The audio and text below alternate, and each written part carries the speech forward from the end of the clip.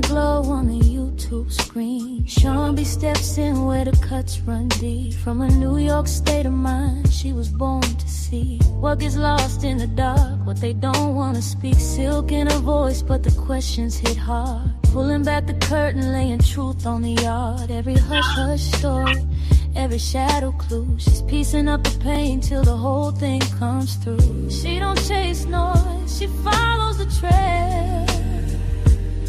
When the headlines miss, she will still unveil. With a sharp-eyed soul and a heart that knows some stories need light so the healing can grow. On YouTube, tune in, let the realness ride. Like, share, subscribe, keep the truth alive. She'll be on the scene, bringing dark today, giving lost names rhythm, giving silence a say. Like, share, subscribe, let the people come through. When Sean B talks truth, baby, everybody knew.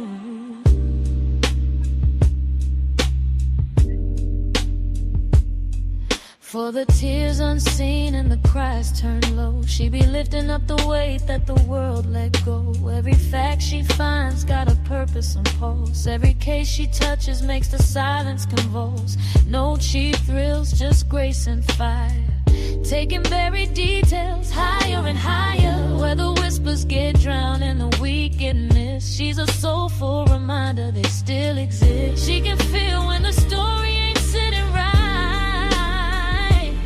So she walks through the dark just to bring back light.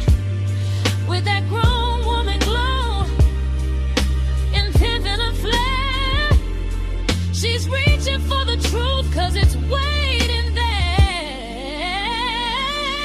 On YouTube, tune in, let the realness ride.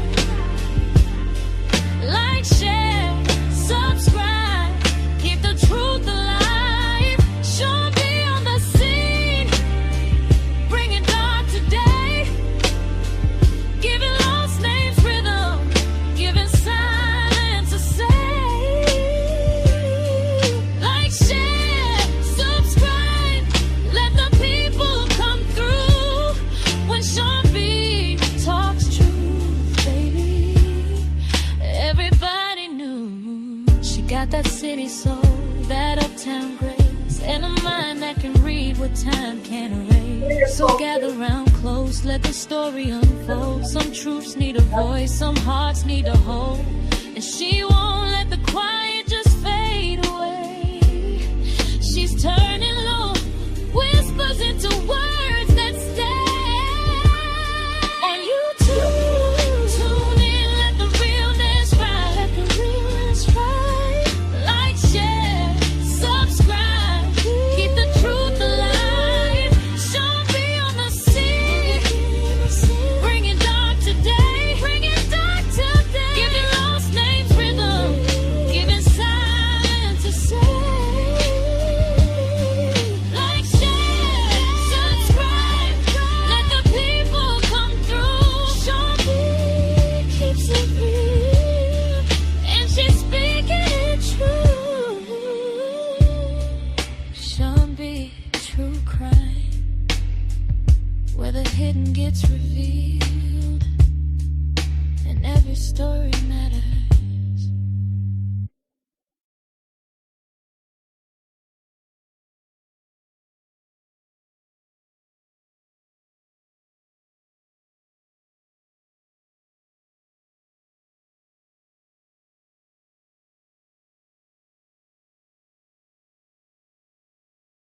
Hear nothing. Hey, y'all. Listen, I was just talking to y'all and y'all couldn't hear nothing. I said, good morning, Tina and Lady Mysterious and Steptoe and Pamela. Good morning, good morning. I had a surprise visit this morning. My two favorite girls stopped by. They're still here, but they popped up on me. Yep. So yes, y'all, Miss Lily is here. They just did a little impromptu pop up on Nana. They do that real easily. Real easy, real easy. They just pop up on me like, let's go over Nana's house. She ain't doing nothing. That's exactly what I told her. Hello, Takesha. Good morning, love. I remember your name.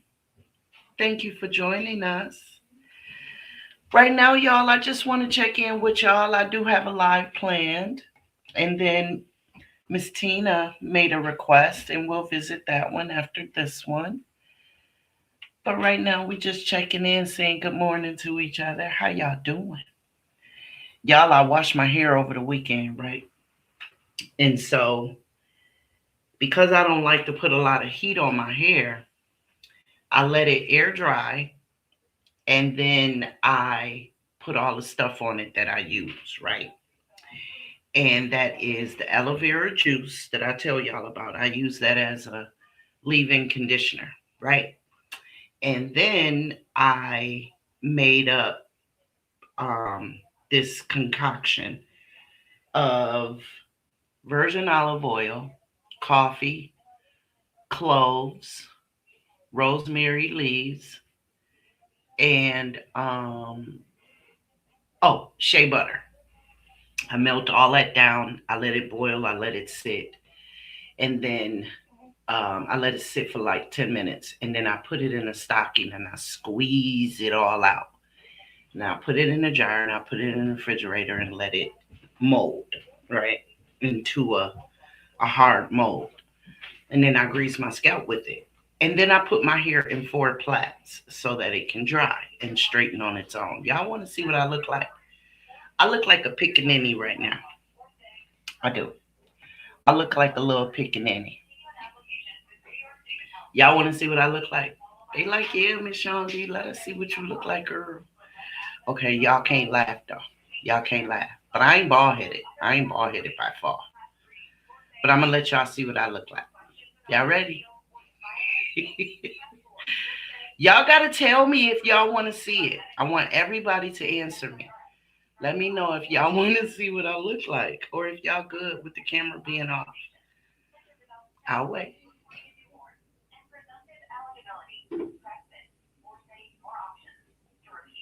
Boo boo, you got her sitting right in front of the heater, the Yeah, she vent. probably cold. Oh, okay, okay. Then leave it there. Okay, Steptoe says yes. Lady said red set go. Come on, Tina. And Takesha, is it? Yeah, Takesha. Uh-huh. And Miss Pamela. Come on. I want to know. Hey, Miss T. I'm waiting for everybody to tell me whether or not they want to see me in my pickaninny braids. Miss Takesha said yes. Okay. I guess that's enough then. Here I am. This is what I do to my hair and let it dry. That's what I do. I put it in 4 plaits and I let it dry. That's what I do. So there y'all have it. So when I have my bonnet on, I have it on so that the smells don't get in my hair. Yeah. And I, like I said, I ain't bald headed by far. But I don't like to put a lot of heat on my hair. So after I put the aloe vera juice on, oh yeah, oh yeah, yeah, yeah. After I put the aloe vera juice on, I let it air dry with the aloe vera juice as a leave-in conditioner, and then I separate it and I grease my scalp with the let y'all see. There we go. With the see, girl ain't bald headed, not by far, not by far. Um, and then I let it air dry, and I put the concoction on it that I just told y'all about, and I, you know, comb it out, brush it, and I braid it up. Put the little rubber. There's no rubber bands here. I put it on the ends because, as y'all can see, my hair is straight, so it'll come loose. So, yeah. So that's what I'm giving this morning, y'all. How y'all doing? Y'all good? Y'all good? Y'all good? I hope so. Thank you, Takesha. Thank you. Thank you. Thank you, Miss Tina. Girl, no makeup. This is me. This is me. This is me. It's just what it is. This is how I wake up in the morning, you know. So, but like I said, my boys got my hair. My daughter did not. She didn't. She didn't get my hair. No, she didn't. But look, y'all, I'm gonna give y'all a little sneak peek. Y'all wanna see? There go the baby. There you go. There you go. That's a little sneak peek. Shh, don't say nothing. Hold on, y'all. What the matter, Miss Lady? You good? You good? Okay. Mommy will be back in 1 second, okay? Okay. Okay, I'm back. I'm back. I'm having a beautiful morning. Thanks to you, my queen. Stop that, Tina. You are my queen as well, love. Good morning, Miss Ariel. Good morning. Am I saying your name right? Ariel. Arielia? I said I was going to call you Miss West. That's what I had said, and I meant that. I did. Okay, camera off, y'all. I'm good. I'm good. Thank y'all. I love y'all. So yeah. So this morning, and I want y'all to see that I learned something. Um, I learned how to share my screen. Hey, go me, go me, hey, go me, go me, hey, go me. I taught myself. I hope y'all can hear it. It's probably easier to call me Cupid if you may. Okay, okay, Cupid. Good morning, Miss Kimberly Earls. Good morning, love. So, y'all, this morning, as y'all can see, it says inmates burned alive in Indiana prison. Investigation exposes systemic problems. Remember, I told y'all that I had started a series of how they failed us. And I am a firm believer that if you do the crime, you do the time. However, I also believe that even our loved ones that are locked up still deserve to be treated with humanity. You know what I mean? They deserve to have three square healthy meals, not food that has mold in it or other unhealthy properties like the stuff that they be doing in prison. Um, and the least that they can do is house our loved ones safely. And I hope I don't have to give a disclaimer about those that violate children, elderly, or women. I don't have to give that disclaimer. I'm not gonna. But when it comes to those that are in prison, they still deserve to be safe. And what I found while watching this presentation was that prisoners, inmates were definitely burning alive. It's a fact. And so, while I know some of you guys will bounce in and out because y'all have your own things to do, and I understand, I am going to play this so that we can watch it in real time. And then, I'll stop it accordingly so that we can discuss it. Y'all all right with that? Y'all let me know. but we need to know. And I'm sure it's a lot of people that don't know about this because I didn't. And this is in Indiana. Is this a dream? I'm a mod. Wow. Stop that, Tina. Well, you know, I like to make people mods that number one are consistent. I have personally connected with you, and you show a true interest in my channel. Like you're not, one time over here and then boom, I make you a moderator. No, I don't do that. Especially if I know that, you're not spending a lot of time with us.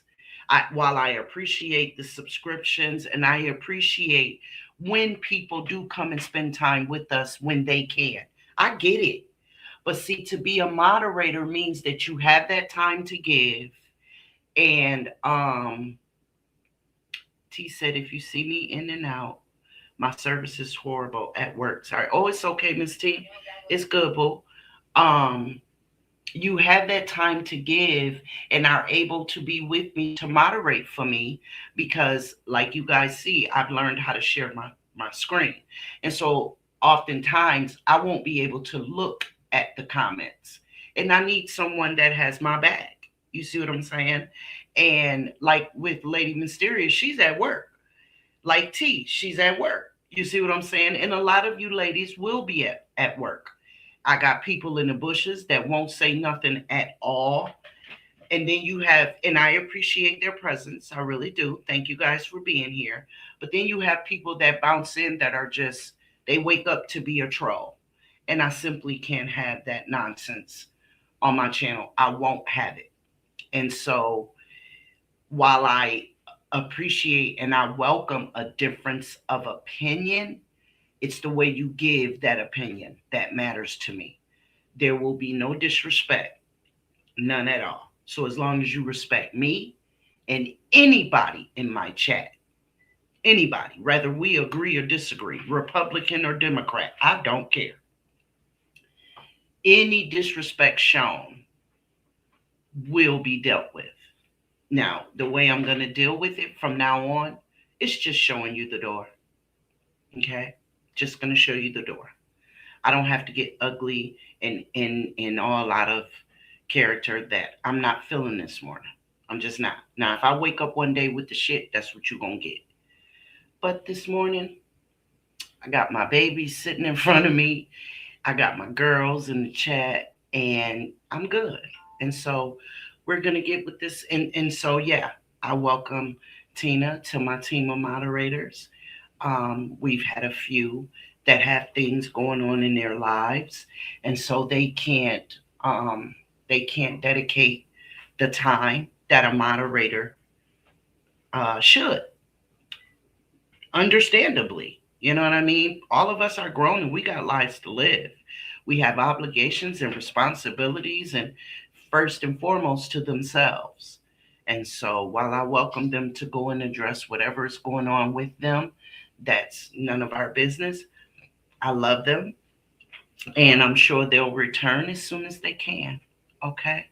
In the meanwhile, we're gonna keep it pushing, keep it pushing. That's one of my mottos, keeping it pushing. So, like I said, we're gonna visit this this documentary that was done, and like I said, it's Indiana prison. And y'all, when I tell y'all that the details are disturbing, alarming, criminal, um, it's just it's very indicative of how they really don't care. And it's not a racial thing. You guys will see that. It's not a racial thing.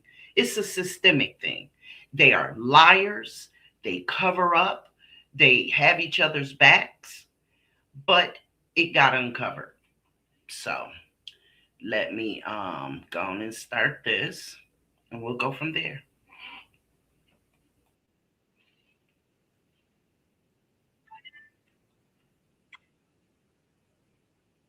Y'all let me know that y'all can hear it, please. He was a good person that did dumb things. I've cried every day since my brother passed. How did your brother die? Y'all hear that?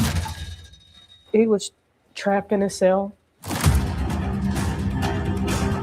I started seeing smoke. Everybody started yelling, "Hey, fire, fire, fire." Nobody's there. Nobody responded. Where are they? Did you get a call about that fire? No, we did not. Something don't add up. The fire made it happen accidentally, but my brother dying was deliberate. That guy did not have to die. They just walked away from him. Do you recall any other fires? Oh man, a lot of fire. Sparks are shooting I out. thought changes were going to be made. How did this happen? Again. Have you gotten any answers to that question? No.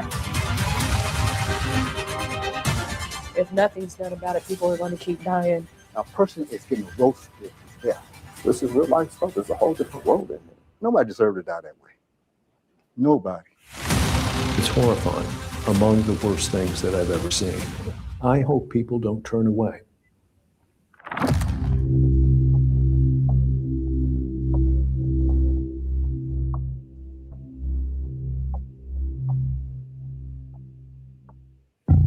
Hold on, let me see if I can make it bigger now. Indiana State Prison in Michigan City. It's the state's oldest and some say toughest prison. And what happens inside these walls often stays a secret. That is, unless someone's willing to talk about it. Now, I'm glad to talk to you about this because I need to talk to somebody. They messed up here. They didn't do what they were supposed to do. Somebody gonna get hurt. There are hundreds of inmates in this maximum security prison. Some are sentenced to life. For others, this prison is unknowingly a death sentence. It was Saturday morning, and I woke up to my mother screaming. And it was a scream I never heard before, so I ran downstairs. She was just on the floor. She said, "They killed my baby." Crystal Devine's brother, Josh, died inside the Indiana State Prison back in 2017. I've cried every day since my brother passed. Josh was just 2 years younger than Crystal. They were best friends. We had a nickname for each other, Twin Face, because we looked so much alike. Crystal and Josh grew up in this neighborhood on the east side of Indianapolis. She says it was a rough childhood, especially after their dad died. Josh was just 2. He was small, skinny, scrawny, big teeth with a gap. So he got picked on sometimes, and I was very defensive. We might fight at home and wrestle and do all those things at home, but you didn't mess with my little brother. Crystal remembers celebrating birthdays and holidays together, swimming with her brother at Ellenberger Park, and their first trip outside Indiana to go visit an aunt in Florida. We just absolutely loved it. It was like one of the best experiences ever to be able to go to the beach every day. The good times did not last long. Josh was hungry, so he started stealing food, then robbing people for money. By the time Josh was a teenager, he was constantly in and out of juvenile detention. Josh wasn't always an innocent person. He was always, he was a good person that did dumb things. In 2005, Josh pleaded guilty to possession of marijuana. The following year, he was arrested for robbery, and he went to prison. And when Josh got out on parole, he was arrested for another attempted robbery. That was 2012. That was the last year that he was free. A Marion County judge sent Josh back to prison, a 16-year sentence. That's how he ended up in Michigan City. We never lost our bond to each other. We wrote each other a lot. We talked on the phone a lot. What'd you guys talk about? What life would be like when he got home. He wanted to start a family. Talked about how we would leave Indiana one day and go live somewhere where we could be at the beach all the time, anytime we wanted to. Crystal says for her brother, it was more than just a dream. There was freedom. The water makes you feel free. But for Josh, there would be no freedom. And there would be no water when he needed it most. How did your brother die? By fire. He was trapped in a cell. April 7th, 2017. Josh was assigned to B cell house up on the top floor. According to an incident report from Indiana State Police, all inmates were locked in their cells for the night when fire was first seen in Josh's cell around 9:35. One of the prison supervisors said flames were shooting out like a fire-breathing dragon. It sounded like a blowtorch. Lee Miller lived just one cell over from Josh, up on the 500 range, and he says he'll never forget that night. I remember. I almost burned up in my cell. The fire came over into my cell. I'm laying on the floor. You got the flames coming around the corner, coming into the top of my cell. I was terrified. Photos from the state fire marshal show what was left inside cell 540. That right there is the toilet. Next to it is an electrical outlet. And over there, that's Josh's bed. A state police investigator wrote this cell was completely burnt.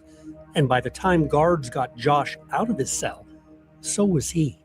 I actually seen Joshua laying on the range.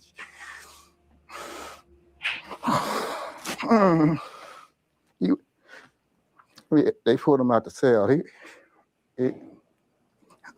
Josh had second and third degree burns covering his entire body.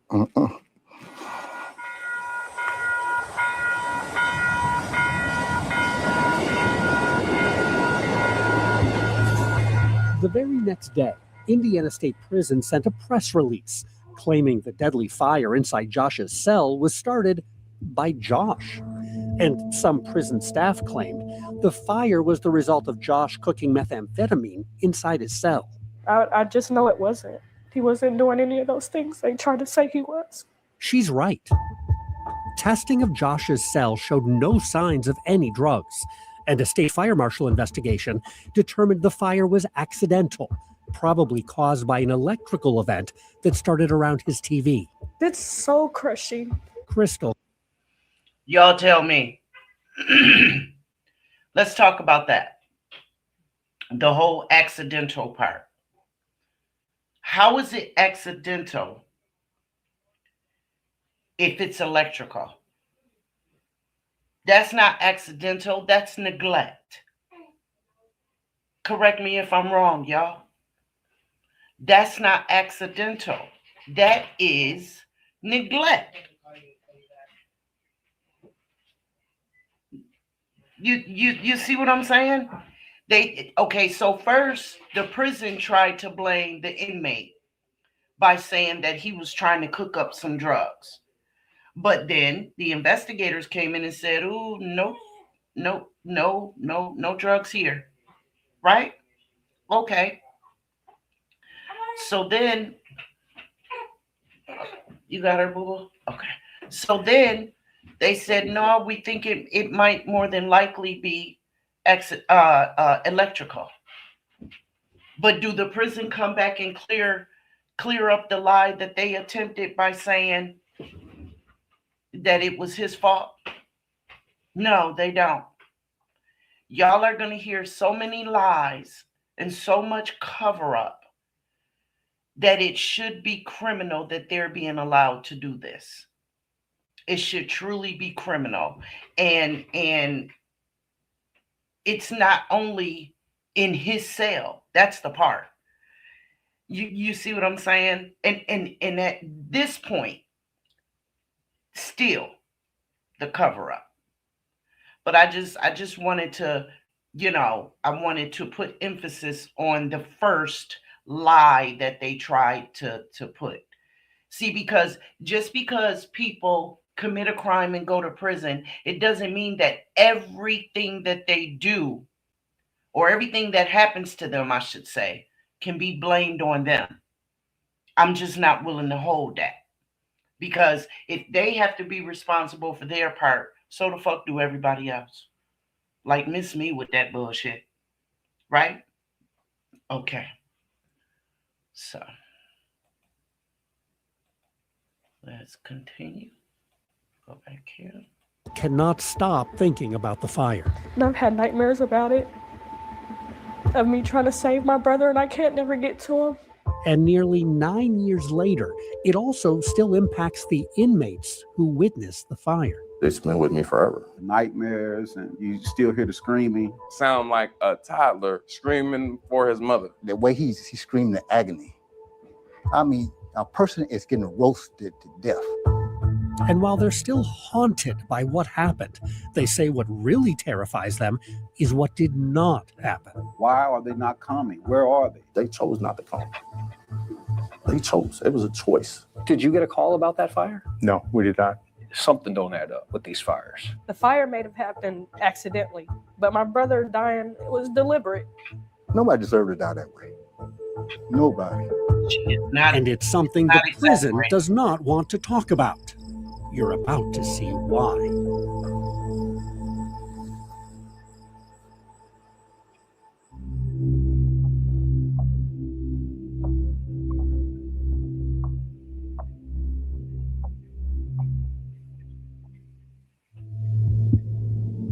Josh Devine burned to death inside his locked prison cell.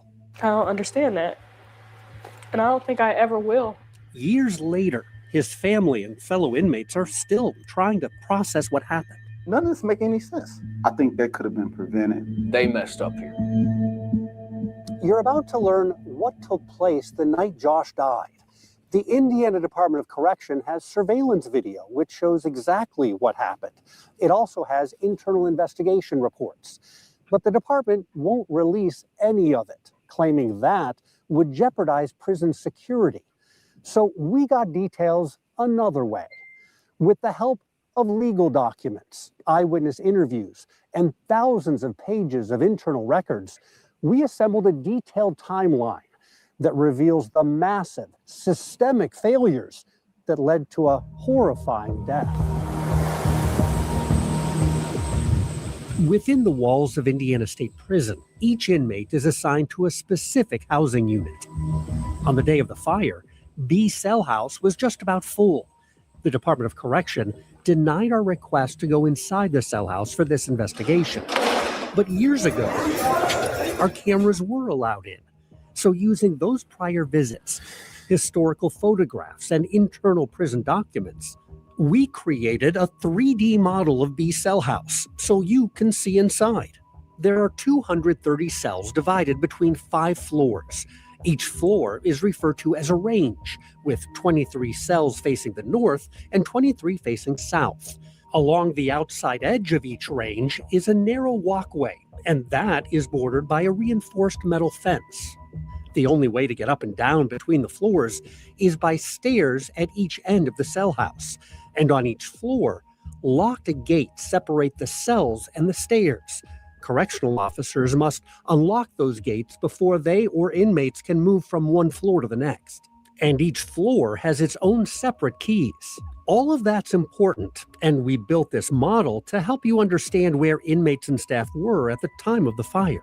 Josh Devine was here in cell 540, and right next door, Yeah, he was my neighbor. Lee Miller was in 538. Straight down, in 338, was Michael Gianfano. He was 2 ranges above me, but I was right below him. And a little further down from there, My name's Dustin McGuire. My name is Oscar Hall. Dustin was in cell 242, Oscar in 138, and Lee Travis Griffin was up in cell 430. He says all of the inmates on the north side of B Cell House could see Josh clearly on the night of the fire. I can look into his cell, he can look into my cell from the windows. These windows that line the entire length of B Cell House, inmates say they served as a mirror, clearly reflecting exactly what played out on the night Josh died. So here's what happened, according to our interviews with these inmates, as well as the official incident report from the state fire marshal, and thousands of pages of depositions showing what prison staff saw on the night of the fire. There were 3 correctional officers assigned to B Cell House on April 7th. One was designated officer in charge, but all of them were new to the prison, averaging less than 6 months on the job. Records show at 9:05 p.m., the officer with the keys to the 500 range, the one marked there in red, she walked past Josh's cell while conducting the nightly inmate count. And according to that officer, Josh said he was doing fine. The count was completed at 9:06, and at that time, all inmates were locked in their cells for the night. At 9:33, all 3 officers were down on the first floor, 2 of them filling out payroll forms in an office, while the officer in charge stayed inside the officer's station on the other side of the range. A minute later, at 9:34, back in Josh's cell, investigation reports say surveillance video showed a large flash of light. Lee Miller could tell something was wrong next door. I was smelling smoke. I said, "You all right over there?" He said, "You got some water?" I said, "No, everybody locked in. We got some water." He said, "I got a little fire going on."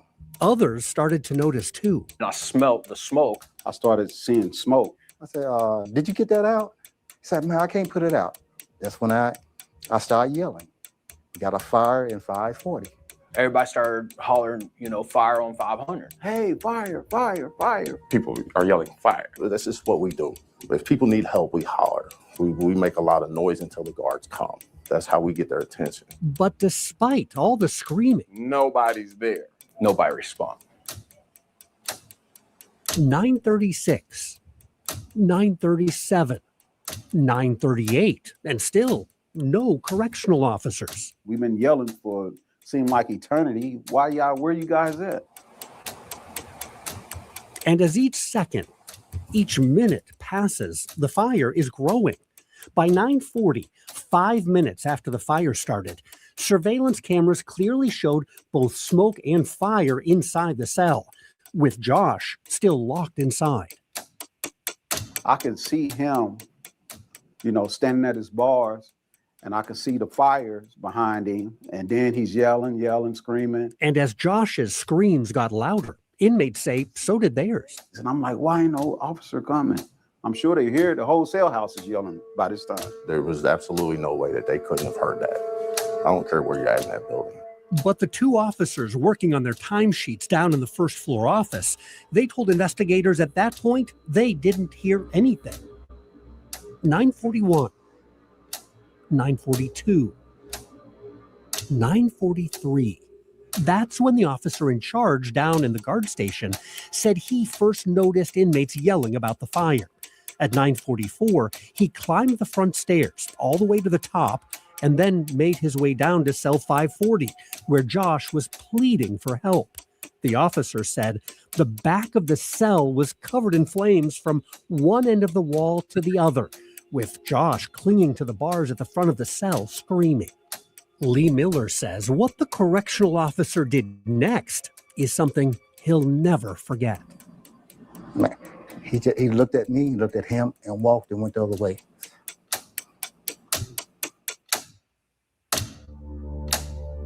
The officer in charge did not let Josh out of his burning cell because, well, he didn't have the right key. He had keys only for cells on the... Now, y'all know we about to talk about that, right? Y'all know we about to talk about that. Okay? Yes, Miss West, that's one thing. They had monitors. That's number 1. Number 2, why is it that y'all can hear them yelling any other time? That's why they yell, because it works, because it gets their attention. That's why they yell. If it didn't work, they wouldn't do it. Okay? If it didn't work, they would not yell. But now, all of a sudden, this particular night, while this man, and y'all haven't heard the most horrific part of it, but this particular night, they don't hear any yelling. So how is it that All this time they've been y'all. Lily is in the living room, but she can see through the foyer, me in the dining room, and she is like, no, why are you talking so loud? So why is it that they couldn't hear them all those minutes that they were yelling, and then all of a sudden you can hear them? You know what I believe was happening? I believe the one officer that was around the backside of the building was on the phone. He was on the phone, or he was asleep, or deliberately ignoring them, because they do that too. Right? Oh, we gonna get there, Kimberly. Absolutely, love. We gonna get there. And then the other two, it ain't no telling what the hell they were doing. They were probably ignoring them as well. Right? But it was definitely deliberate neglect. That's a fact. And then the other thing is, why in the hell are you running up there without any keys? Why are you running up there without any keys? What you running up there for then? To turn your back and walk away and say, no, I ain't doing nothing. You're locked in. It's over for the night. What you run up there for then? If you don't have in hand what you can do, because let's think about it, y'all. He had to run up 5, sets of stairs. Are you not going to at least take the keys with you just in case it is something? You understand what I'm saying? Because if you don't take the keys, what you got to do? My lazy ass going to have to run back down all them goddamn stairs in order to do my job. So why wouldn't I take the keys with me anyway? And then the other thing is, what happened to the radios? How do you not radio the guard that walked that range? How do you not radio them and say, yo, what's happening on the last range you just walked? Why are they saying that there's a fire? And then, yes, Miss West, y'all don't smell that smoke. Y'all don't smell that. Y'all are inside of this house, this building. Y'all don't smell that smoke. That's bullshit. Okay? That is such bullshit. Do y'all see how that cell is engulfed in flames? Do y'all see that? He literally turned his back and walked away. Why didn't he radio down to his other coworkers?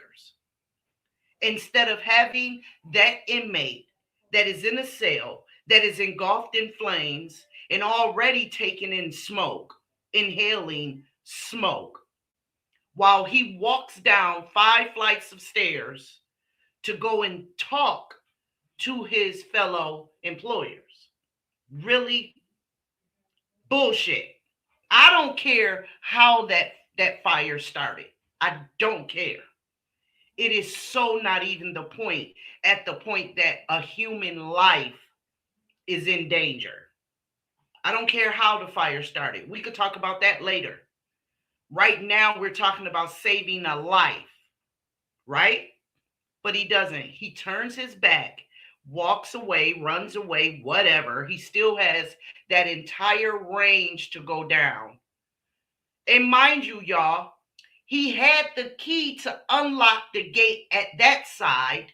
Why did he turn and walk down that whole range when this inmate is the last cell on that side? Why didn't he just go out that gate and run down the stairs? Y'all see that? Why didn't he just walk down those stairs that's right there next to that cell? Y'all understand what I'm saying? Exactly, Kimberly. He didn't care. They did not care. Don't they have cameras to keep their eyes on the prisoners? They have, at least, I don't know about this cell block, but I know about some prisons. They do have monitors for the cell block. Whether or not they have them on individual cells, I don't know. and depending on the makeup of that building, right? Like the kinds that are electrical, like you could press a button and the doors just slide open. Those I know have monitors. This is an old prison. I believe it started in 1914, something like that. So it's very, very old, and it's a key term. Everything requires a key. And so y'all will hear about the other lies that they told about this facility as well. But just looking at this picture right here, y'all can see the guard has turned his back and is walking all the way back down that range to go down the stairs, when the stairs are right there next to that cell where the inmate is clearly burning to death. It's horrendous. It's totally unfathomable how they cared so less that they didn't even give a fuck about trying to save their own damn jobs by doing the right thing at this point, just so that they'd have a job tomorrow. They really did. They had no forethought about themselves and their longevity with their job. The fact that they didn't care was stronger than them caring about themselves, if y'all understand what I'm saying. It's just crazy. Let's continue. First floor. All the keys for up here on the 5th floor, those were down with one of the other guards down in the office. And all of the fire extinguishers, those were down on the 1st floor too. So the officer in charge had to use his radio to ask his fellow officers to bring him fire extinguishers. His radio! But there was another problem. He had a radio, his y'all. wasn't working. Now, with precious moments ticking away, the officer headed back down the stairs to yell for help from the other guards. At 9:44, 10 minutes after the fire first started, the 2 guards working on their timesheets come out to the range after hearing the officer in charge screaming their names. One of the guards ran upstairs to help the officer in charge. She used her radio to call a signal 1071. That's the code for fire, alerting all prison staff in all cell houses all across the prison that there was an emergency. But the other guard, the one with the keys to Josh's cell, she was told to stay by the cell house door down on the 1st floor to let first responders into the cell house when they arrived. Why the keys to... Why? Why? Please, somebody make me understand that. Make me understand that. Why? The fuck why? Why? Why wouldn't... I don't understand. There's only one key. There's only one key to that cell block. Are y'all serious right now? This is the reason why there should be more than one key. But check it out though, y'all. Check it out. Why did they run up there? Now, he done radioed down to them that there is an active fire. Why did both of them assholes run past both of those goddamn fire extinguishers, though? Make me understand that. Huh? They ran past both of the fire extinguishers. Now, we can all see clearly that this fire... Hi, Lily, baby! That this fire definitely was going to require more than a fire extinguisher. But I'm sorry, throw some water on me just for a minute. You understand what I'm saying? And so y'all will learn the difference in the fire extinguishers. But in that moment, you're not going to tell me that some water, some foam, something would have at least knocked the fire down so that you could unlock the cell and get that human being out of that cell. If nothing else, let the bitch burn the fuck down, but get the man out of there, is all I'm saying. That's all I'm saying. But no, they left the chick with the keys standing down there. They left the fire extinguisher standing down there. So I'm sorry, what the hell is a second person gonna do? Pop a squat and piss? in hope to put the fire out? Like, I'm confused. Like, what was another body gonna do? He was up there, no use. A second person go up there, no use. So what is the sense? Like, seriously, how did they ever think that that was going to make sense to anybody? Like, seriously. But we continue. Unlocked Josh's cell were left downstairs with her? We don't know. About a minute and a half later, at 9:46, supervisors and first responders entered B cell house. One grabbed the keys, another got fire extinguishers from the guard station, and they all ran up to 500 to try to unlock Josh's cell. But by then, 12 minutes after the fire started, it was too late. When they finally got up there, the man's cell was fully engulfed to the point that it looked like a butane torch. It looked like the air itself in his cell was on fire. It's something that you would see in a movie, and it was real life. 9:47, 13 minutes after the fire started. I got on the floor, on my belly. As Lee Miller tried to hide from the flames that were now shooting into his cell next door. I was terrified. I just thought I was going to burn up. The correct keys finally made it up to the top floor. Supervisors arrived at Josh's cell with the keys and fire extinguishers. The cell door was now unlocked, but it would not open enough for Josh to get out. One of the supervisors described Josh's last moments. When he reached out and grabbed the door and tried to push, like I literally watched the skin on his hands peel back because it got so hot. And then he fell to his knees and he died. Stopped talking. There was fire coming out of his mouth. Did y'all hear that? Did y'all hear that? Did y'all hear that? It says, and so when he reached out and grabbed the door and tried to push, like I literally watched the skin on his hands peel back because it got so hot. And then he fell to his knees and he died. Stopped talking. There was fire coming out of his mouth. He was literally, y'all, breathing fire. And then the part that's not highlighted, but I still wanted y'all to see. The person giving the interview said, coming out of his mouth. The witness nodded his head. The question was about how long was that whole period that you were up there? The person said, I couldn't tell. And then what y'all can't see, but that I saw on TV, it said it felt like forever.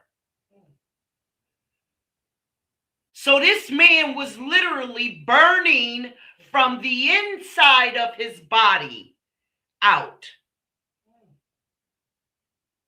Y'all know what happens now. I'm about to get a little graphic here just so that I could really put emphasis on what was going on inside of this man's body. Y'all know what happened when we barbecuing and we put some fat on the grill. What happens to it? It makes the fire grow. A lot of times we use that to feed the fire. We don't want to put any more lighter fluid on it because then that make our food taste like lighter fluid. So if you know how to grill, you just throw some fat on there. It'll make it do what it do. Well, that's what's happening inside this poor man's body. His organs are literally cooking. And the fatty tissue inside of his body is what's feeding that fire at that point. From the inside out.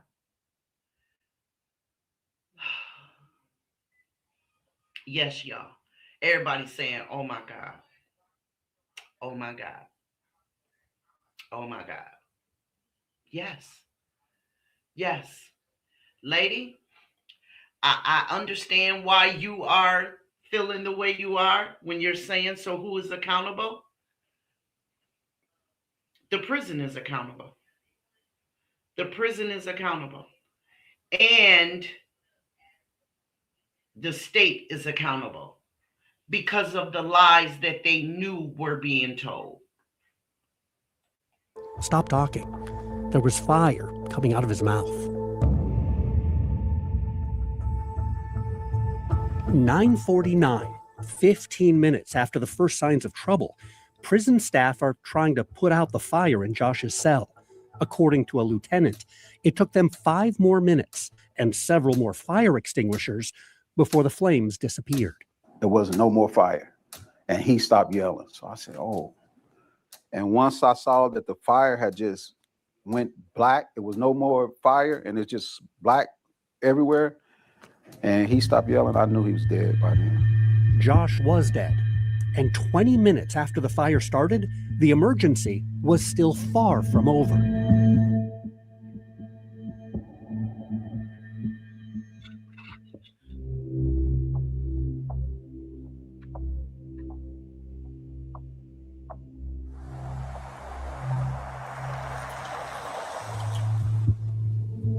"9:56, inside Indiana State Prison.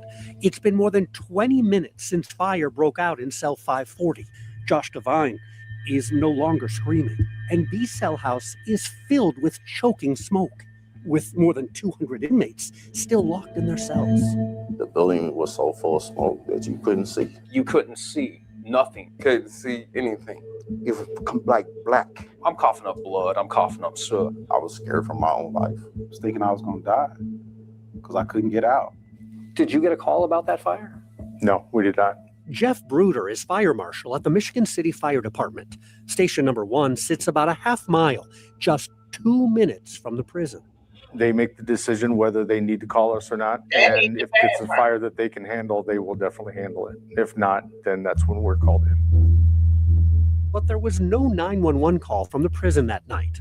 Why did the Indiana State Prison not call for outside help when a prisoner was burning to death inside his cell, when the entire cell house was filled with dangerous smoke? Well, because Indiana State Prison has its own fire station right on site. It sits about 30 steps from B cell house, where inmates were screaming for help. And the prison has its own on-site firefighters, inmates who have the latest training and equipment to fight fires. In fact, one of those firefighters was in B cell house, cell 126, the whole time Josh's cell was on fire. But they didn't open his door. Wait a minute. The top is the only thing visible. Why y'all ain't been said something to me?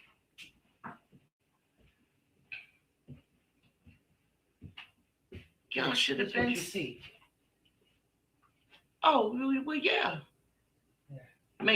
Wait, take it back to, take it to the present, like what's showing right now. Oh. Yeah, that's all I see, y'all. Yeah. He was not released Can from you his see it right cell? now? No, he didn't get out, let out until everybody else did. Why? I don't know why.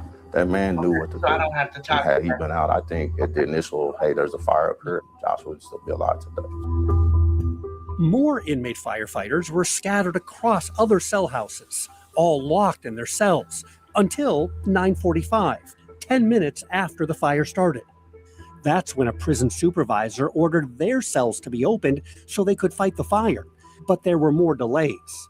After firefighters got out of their cells, it took another 3 to 5 minutes for correctional officers to let them leave their cell houses. And then they had to wait several more minutes outside the locked firehouse. All their firefighting gear sat inside, useless, until a supervisor showed up with a key. I was pissed off. I was mad, because I know if you let us do our job, we'd do our job. Don Mahone is an inmate, and he was assistant fire chief on the night of the fire. As he entered B cell house, he remembers hitting a thick wall of smoke on the 3rd floor, where inmates were pleading for help. They were screaming, telling me they can't breathe, help, help, help. So I go back downstairs and I tell them, I say, hey, man, we got to get these guys out of the cell. Don then made his way up to the 500 range. He said communication between the staff and the firefighters was so bad, He had no clue what to expect when he finally made it to Josh's cell, more than 20 minutes after the fire started. I had no idea nobody was in that cell. I just couldn't fathom if somebody was in there. And if somebody in the cell, I always tell them, the first thing to do is get him out of that cell. Don't worry about no fire extinguisher. Get him out that cell. Open that door. That did not happen, which led not only to Josh's death, but also to a small riot. When staff finally started evacuating the cell house, 25 minutes after inmates first started yelling for help, tempers were short and tensions were high. Inmates were angry. Yo, they was real angry, because they felt that he was allowed to get burned up in the cell. The anger was about the help didn't come. They had let that man die in that room. It was way too long. It took way too long. The response was as if someone had stubbed their toe, as opposed to a man being on fire. Josh was still alive. Those few moments, if he had brought those keys with him, that man, I wouldn't be here. I would be talking to you. I would be talking to you right now. Miss West, I don't know what's wrong with your device, love, but I'm looking on my phone, I'm looking on my tablet, as well as the computer, and everything is showing. So I don't know why you're only seeing the top of your screen. I don't know, baby. Okay.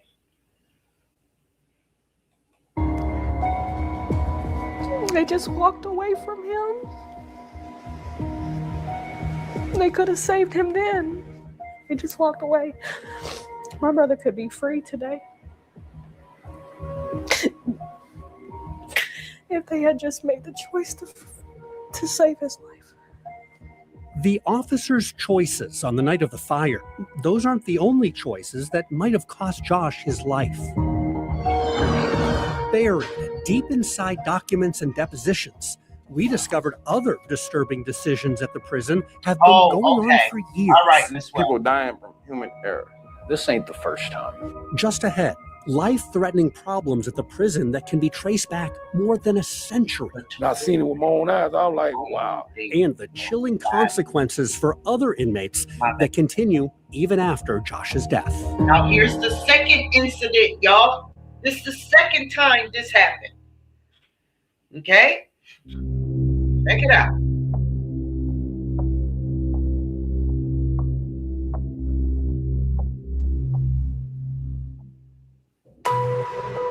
The fire that killed Josh Devine inside his locked cell, it left inmates shaken. No, she's good, Tina. Okay, so see y'all, on my phone, the emojis to the right that I be asking y'all to press on, it's covering that side of you guys' comments. And so I didn't see the word toilet.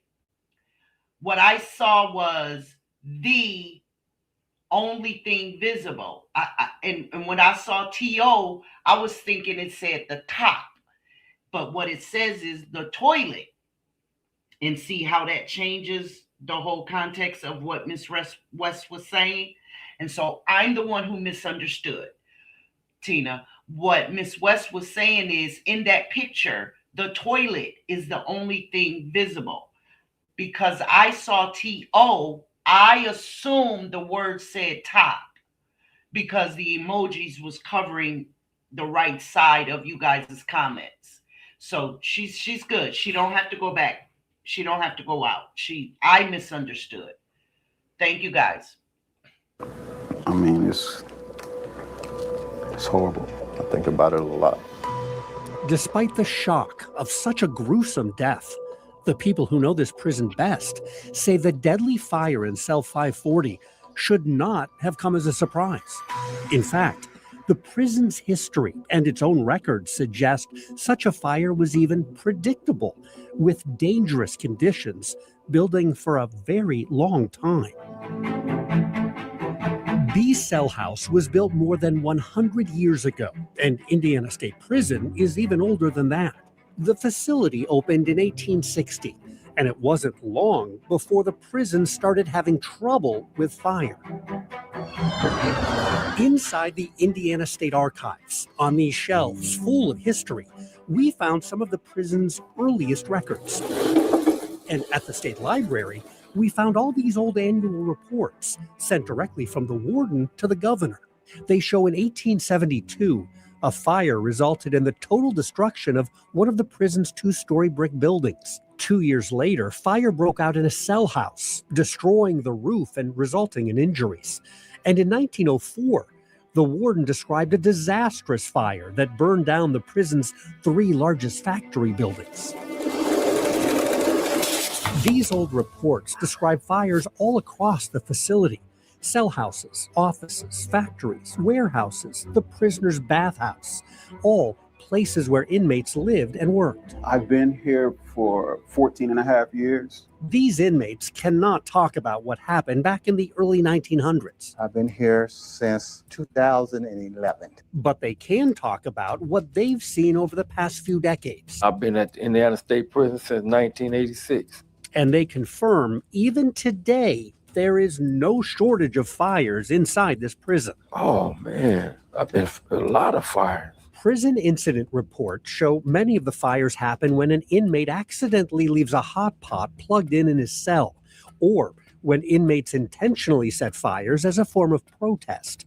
They do that by tampering with an outlet in their cell to cause sparks, igniting something flammable, which is then thrown out onto the range. So people find ways to make fire. It means over the years, a lot of prison outlets have been damaged. You know, the sockets like that, sometimes they catch on fire on their own, you know what I mean? I was down the range talking to a guy, and all of a sudden the flames started jumping out of his socket. I like, what the? And I seen it with my own eyes. I was like, wow. Other inmates told me it's happened in their cells. I've seen where sparks is shooting out the outlet. And it was hissing and shooting fire out. As soon as you plug it in, sparks shoot out the side of the point of contact. That was back in 2017, or that's now? That is back in 17 and still today.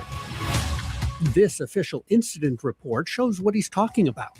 It says officers saw large flames accompanied by smoke coming from the electrical socket in a prisoner's cell in B Cell House. That happened in cell 440, the cell directly below Josh's, and it happened just months before Josh died in another electrical fire. Y'all see that? He could have been helped. This could have been prevented. This could have been prevented. There was an outlet fire right beneath, right below that particular cell where Josh met his demise. This did not have to happen to him. But they lied and they ignored it and did not spend any money on any upgrades. It's criminal. I also reviewed statements from guards and supervisors who testified they'd seen numerous electrical fires and sparking outlets in inmate cells. And an inmate firefighter said outlet fires are a widespread problem. But despite the history of fires, we discovered the prison repeatedly cut corners and violated its own policy for fire safety. That policy says Indiana State Prison has a plan for evacuating cell houses during a fire emergency. But an officer testified getting to the prison's fire emergency plan was quite difficult because it was kept in the warden's office, where guards can only access it if you come in on your day off to read it. And the officer in charge of B Cell House on the night of Josh's death testified he was never trained on how to respond to an emergency or I got a problem with that, y'all. Now, y'all tell me, because, you know, sometimes I might be impulsive and overreacting and thinking too much into it, but I know good and damn well that, shit, from kindergarten, we practiced fire drills. And in the case of a fire, what did you do? You evacuated. You evacuated. And the least you could do is at least get everybody off, like off that floor, off that range. Everybody don't have to, y'all understand what I'm saying? Like get at least get the inmates that are directly next to the cell that is inflamed, at least evacuate them.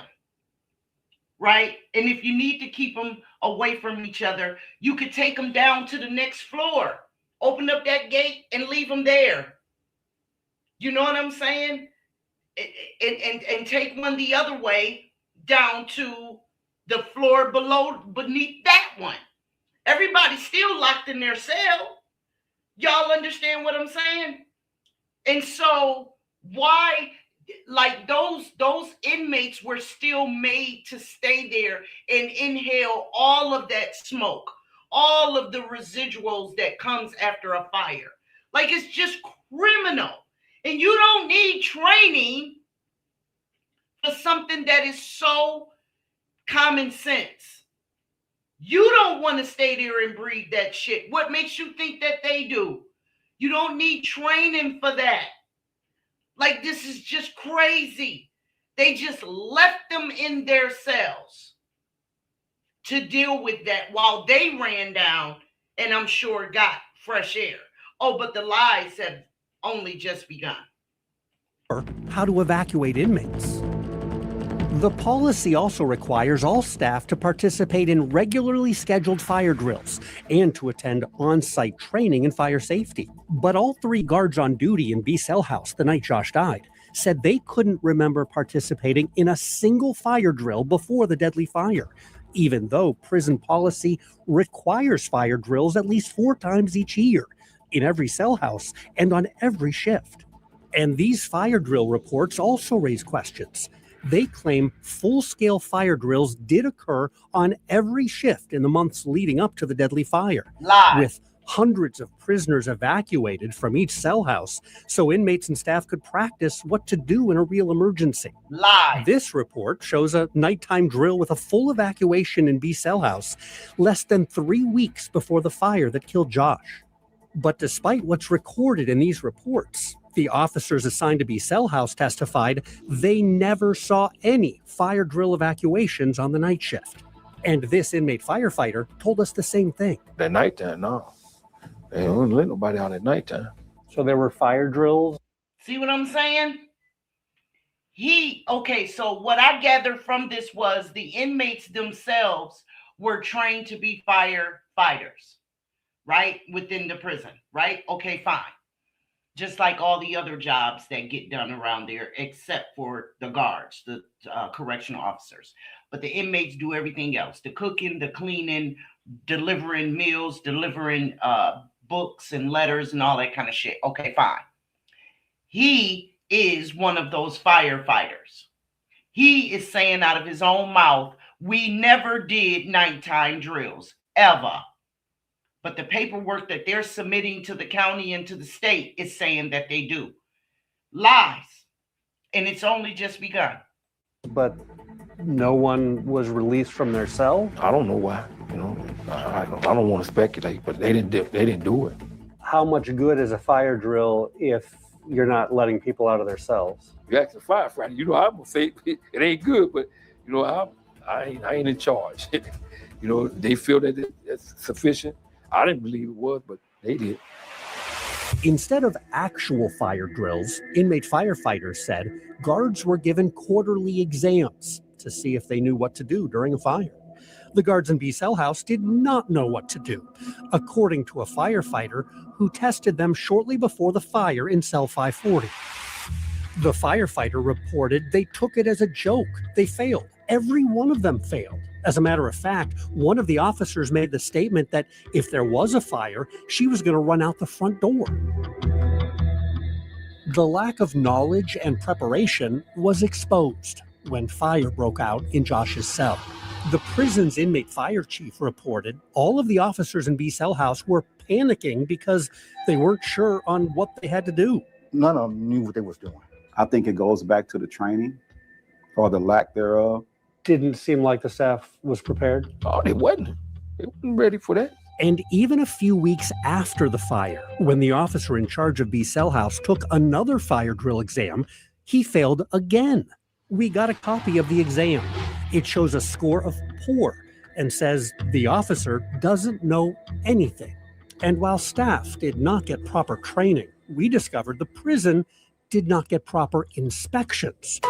Indiana law requires the state fire marshal's office to inspect state prisons every year. But records show at the time of this fire, B Cell House had not been inspected by the state fire marshal since 2010, a full 7 years. And the local fire marshal in Michigan City? Do you conduct fire safety inspections over at the Indiana State Prison? No. Why? State property. I have no jurisdiction there. He says he's not really allowed in the prison. Well, unless they invite him, which they don't. No. So for years, the prison was inspecting itself with questionable results. Just take a look at these fire inspection reports filed by supervisors in the years leading up to the deadly fire. They show B Cell House getting high marks for fire safety, a rating of 4 or 5 on every inspection. That means prison staff said the facility met or exceeded standards for its safety equipment, such as fire extinguishers, fire alarms, and its fire sprinkler system. Just one problem. There's no fire sprinklers in the cell houses. There are no sprinkler systems in ISP. And yet, week after week, month after month, year after year, supervisors inspected, rated, and signed off on a cell house sprinkler system that doesn't even exist. Don't even exist, y'all. Sprinkler systems don't even exist. Not that they don't work, not that they're under a work order, not that they're waiting on a piece to come in from China. They don't exist. There are 0 sprinkler systems. There is 0 sprinkler systems. Yet on each report, they put yes. That it's working just fine. Yes, somewhere else. It's crazy. It's absolutely ludicrous. It's ludicrous. It's maddening. They don't make any sense. I feel like they don't care. Confused about how the prison deals with fires and angry about the lack of accountability, It could have been prevented. Josh's family decided to fight back with a lawsuit in federal court, and it revealed some surprising new details. I couldn't believe it. That's horrifying. But with new discoveries, would the prison make changes in time to prevent another tragedy?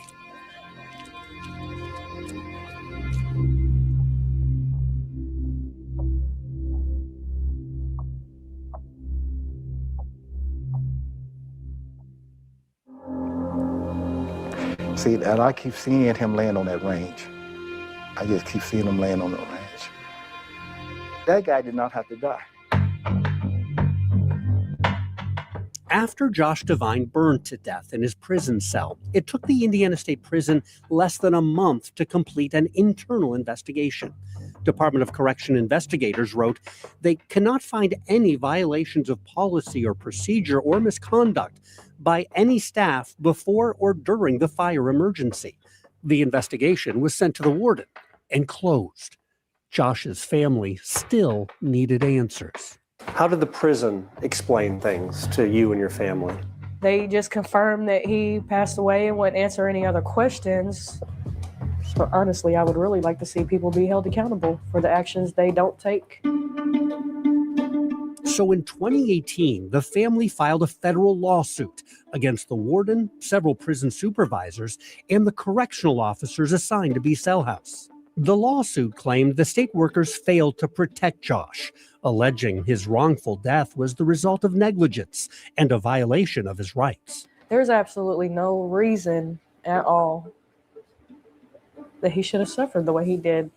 He was not sentenced to death. There's no way that he was supposed to die in prison. Locke Bowman is one of the attorneys hired to represent Josh. Literally, he died because staff didn't do their job, hadn't been trained to do their job, and a preventable tragedy happened. The lawsuit meant all the officers and supervisors who responded to the fire were deposed, required to answer questions under oath.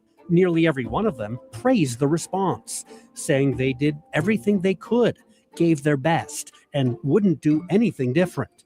Sentiments shared by the warden. Good morning, men. I'm Ron Neal, superintendent here at the Indiana State Prison. We obtained this video through an open records request.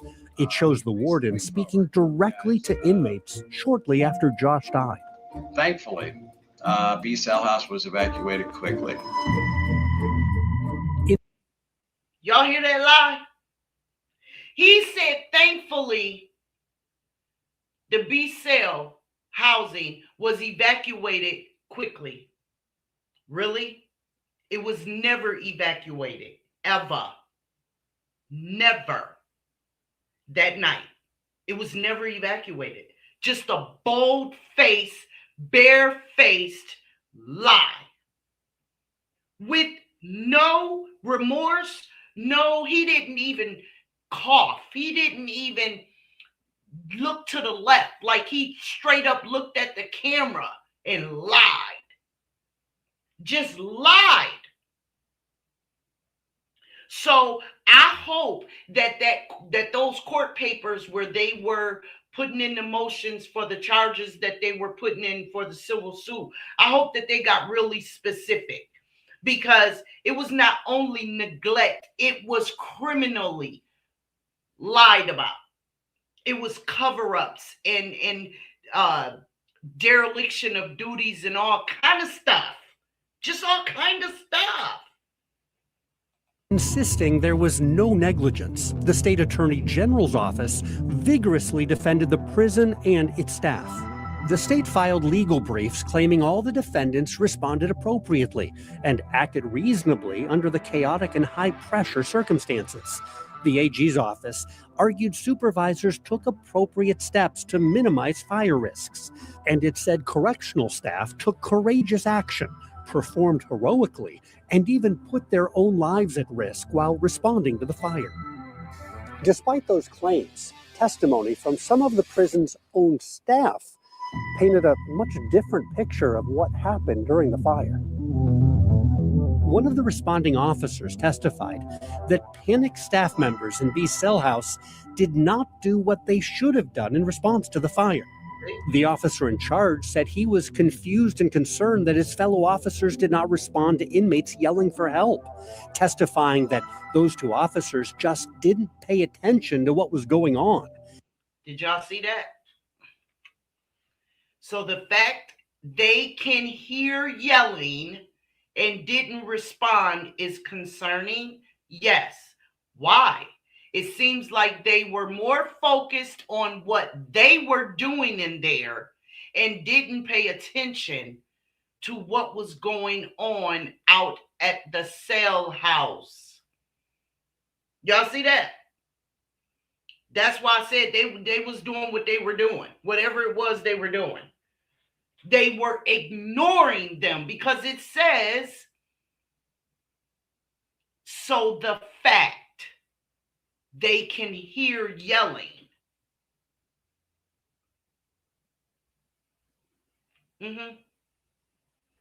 Yeah. Testifying that those two officers just didn't pay attention to what was going on. And one of those officers admitted, I felt really horrible because I felt like I didn't do enough. Also, powerful words from the fire chief of the inmate fire brigade. The prison would not let us see the report he wrote immediately after Josh's fire, but it's directly quoted in his deposition. The fire chief wrote, "That poor man sat in his cell screaming for help. The staff's inability to take fire seriously." Let's take it back. It says, through every part of the report with you, but I want to draw your attention to the very last portion of the first page and going down onto the second page.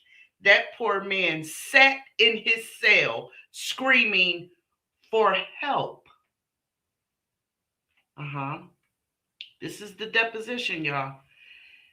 The question is, and then the next sentence continuing on your report, quote, the staff's inability to take fire seriously but not getting us out in a timely manner is partially responsible for that man's death. Do you see what I'm referring to? The answer is yes. The staff's inability to take fire seriously. Ooh. Crazy. 540. It took keep in mind, records show after the fire started in cell 540, it took 8 minutes for a guard to go investigate the problem and 12 minutes to get the right key up to the 5th floor to unlock Josh's cell. What impact would a delay like that have? Massive. There's subject in there. You're going to want to get that door open as fast as you can to make sure you could at least give them a chance. Seconds count. You're a jailer. The first piece of equipment that matters for you is the keys. Not having the keys is a serious failure of responsibility.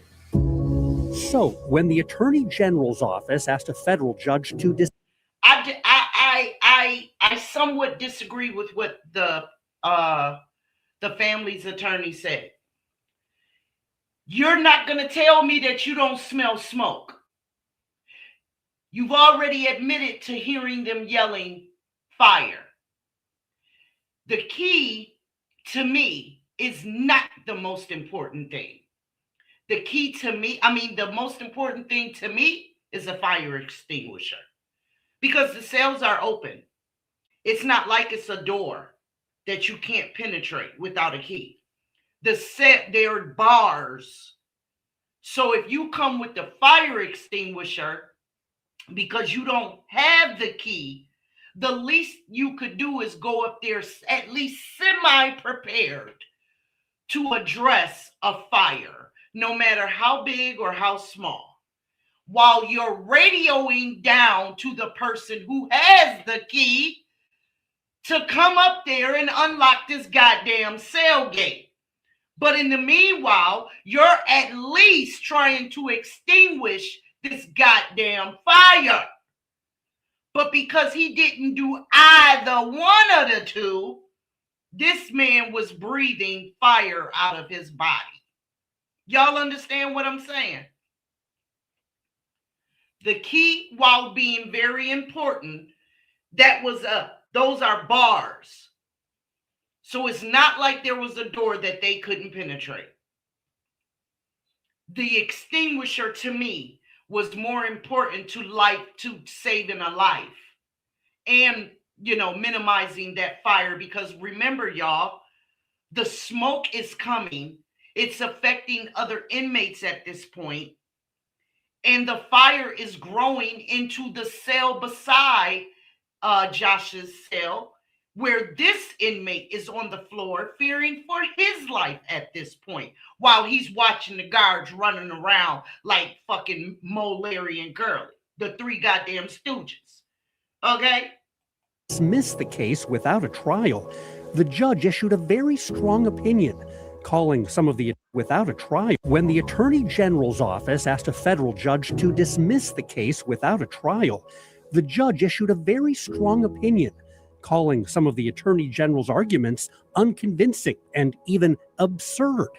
Chief Judge John DiGiulio wrote, "A reasonable jury could find that the correctional officers were deliberately indifferent, based on how much time it took them to respond while inmates were screaming to get their attention."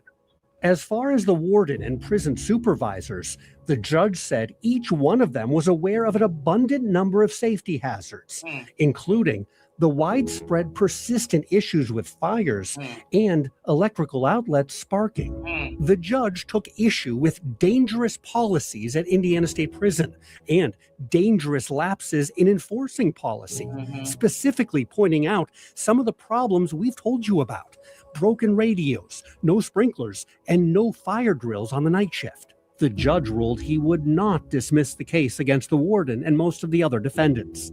The court set a trial date for July 2023, a legal victory for Josh's family. Those are Josh's ashes. For the first time, Crystal thought perhaps there might be justice for her brother's death. And even more importantly, I thought changes were going to be made. I was really hopeful that after what my brother had to experience, that nobody else would have to experience it. But before Josh's family would get their day in court, it happened again.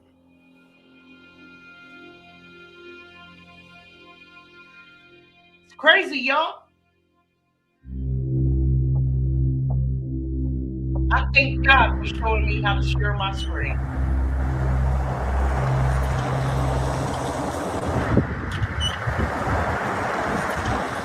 January 14th, 2023, nearly 6 years since Josh Devine died in his prison cell. And I want y'all to keep in mind the years that this is happening. This not happening in 1950, 1960. This ain't happening in 19 nothing. This is happening in the new millennium, where technology is key. It's the rule, right? For the reason why all of us is meeting here right now. Technology is like God to these businesses, right? Why is there so much dereliction of duty, lies, and cover-ups? Because money still makes their world go around. Still does, and it always will. And Indiana State Prison still defending itself against claims it failed to prevent a deadly fire inside the cell house. But on this day, the focus is about to shift to a cell house. That's where Michael Smith was assigned to cell 252. That's him walking out of his cell. The Indiana Department of Correction repeatedly denied our request to see this video. We got it instead from Indiana State Police, who were called in to investigate what's about to happen next. And at this point, we want to warn you, it's very difficult to watch.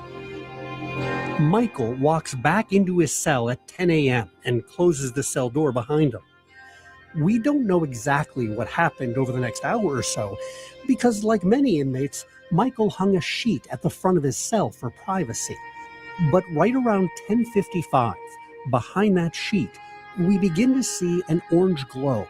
And about 30 seconds later, we can more clearly see both fire and smoke inside the cell. Keep in mind, as the fire quickly grows, Michael Smith is locked inside that cell. Within 90 seconds, other inmates come to their cell doors to see what's going on. Once again, start smelling a little smoke. One of those inmates was Lee Travis Griffin, who had been transferred to a cell house. After Joshua Devine, I'm always on edge when it comes to fire. Lee Travis was in cell 358, just about 30 feet away from that fire, and he could hear Michael yelling for help, at least for a moment. After he screamed for help, yelling for help, at least for a moment. It's going all up on the next screamed frame. for help and there's a fire, he ain't saying anything else. Everybody's around him loud enough that you ain't hearing him say anything. Everybody else is pretty much screaming, get him out of there. 2.5 minutes into the fire, Michael Smith tears down the sheet and he tries to shield himself from the fire. And at this point, we're going to pause. And when we restart the video... Hold on, though. Do y'all see this smoke? It's going up to what? To the next range up above, which means that now the people's lives up above on the 300 block, their lives are compromised from inhaling this smoke. And again, y'all, I don't care how that fire started. I don't care. The fact of the matter is there is a fire. And your job now as a correctional officer, as a correctional institution with laws and regulations, is to save a life and put that damn fire out, right? Which will save that life. But no, look at the fire. Look at the smoke. And now he's down on the floor in his cell about to meet his demise. We're going to pause. And when we restart the video, We're going to place a box over part of the cell because what happens next is simply too horrible to show. He's on fire. Just know behind that box, Michael is inside that cell, down on the floor, fighting for his life as he waits for prison guards to come help him. The first correctional officers arrive roughly 3.5 minutes after the first signs of fire. By then, the cell is an inferno. The two guards bring one fire extinguisher, and it's the wrong kind to fight this type of fire. Why the other guard there with his hands empty? Huh? He's got a radio in his hand. Is he talking to anyone in this moment? No, the fuck he's not. When he sees that fire extinguisher, which is a water hose, is not doing anything for this fire, is he saying anything? No. Is he running to go get the other extinguisher? No. Why didn't he bring the other extinguisher? Don't fucking know. Maybe because they're not fucking trained to do a goddamn thing. Maybe because this motherfucker don't have no goddamn common sense. This man is literally down here on the floor burning to death. And this fucker with the extinguisher got the water pointed upwards. He ain't even trying to get, look. It's okay for the inmates to breathe in all of this smoke up here. But look how far back they're standing. See any smoke over their head? Yeah, way up high. They won't even come here and bend down to squirt this man that is clearly on fire. Because you can see the fire all along the sides, which means it's in the middle as well, right? They're standing back here. He's at 254. These motherfuckers is standing in front of 250. Okay? He's fucking spraying the water up here, not down here trying to get the inmate put out. No. And this fucker standing here, he's literally leaning against the damn gate. Leaning. He got one foot in front of the other one. He leaning. Really? Why you not running to go get the other extinguisher? But then he gets on his radio, offering only a weak stream of water. After a few moments, they retreat and run back down the range as the blaze gets even bigger. Why they run away? Why did they run away? Why isn't he on the radio calling for someone to bring another extinguisher? What is this running away bullshit? Do they open up this cell here? Nope. But y'all see the fire over there now, right? Do they try to get along the floor and open up this cell right here to let him out? Nope. Do they let this one out right here? Nope. Are they up on the the 300 range, opening up those cells to let them out? Nope. Clearly the fire is going up above, but are they evacuating this block up above? No. They ran away. They ran away. Okay. At 10:59, 4 minutes into this emergency, it appears the locks on some cells are remotely disengaged. A few inmates are able to run away. Oh, others wonder when the remotes happened. When did the remotes happen, y'all? Because remember, this is only a few months after what happened to Josh. Okay? So when was the remotes implemented? When did they come in and make everything remotely able to be unlocked? Huh? Sounds suspicious, don't it? When was the remotes done? Were they always there? Oh, okay. Because I know I'm not crazy. Still trapped, including Michael. By the time guards return with another fire extinguisher, more than 4.5 minutes after the fire started, Michael has already been consumed by the flames. About a minute later, an officer is able to pull open the door to cell 252, but the fire is still too hot to get Michael out. A second chemical fire extinguisher, still not enough to fully put out the flames.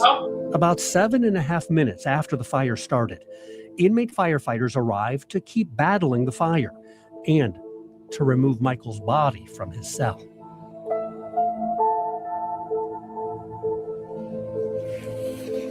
It's just... Now y'all tell me, why is this fire right here walking away when clearly there is still fire blazing inside of that cell?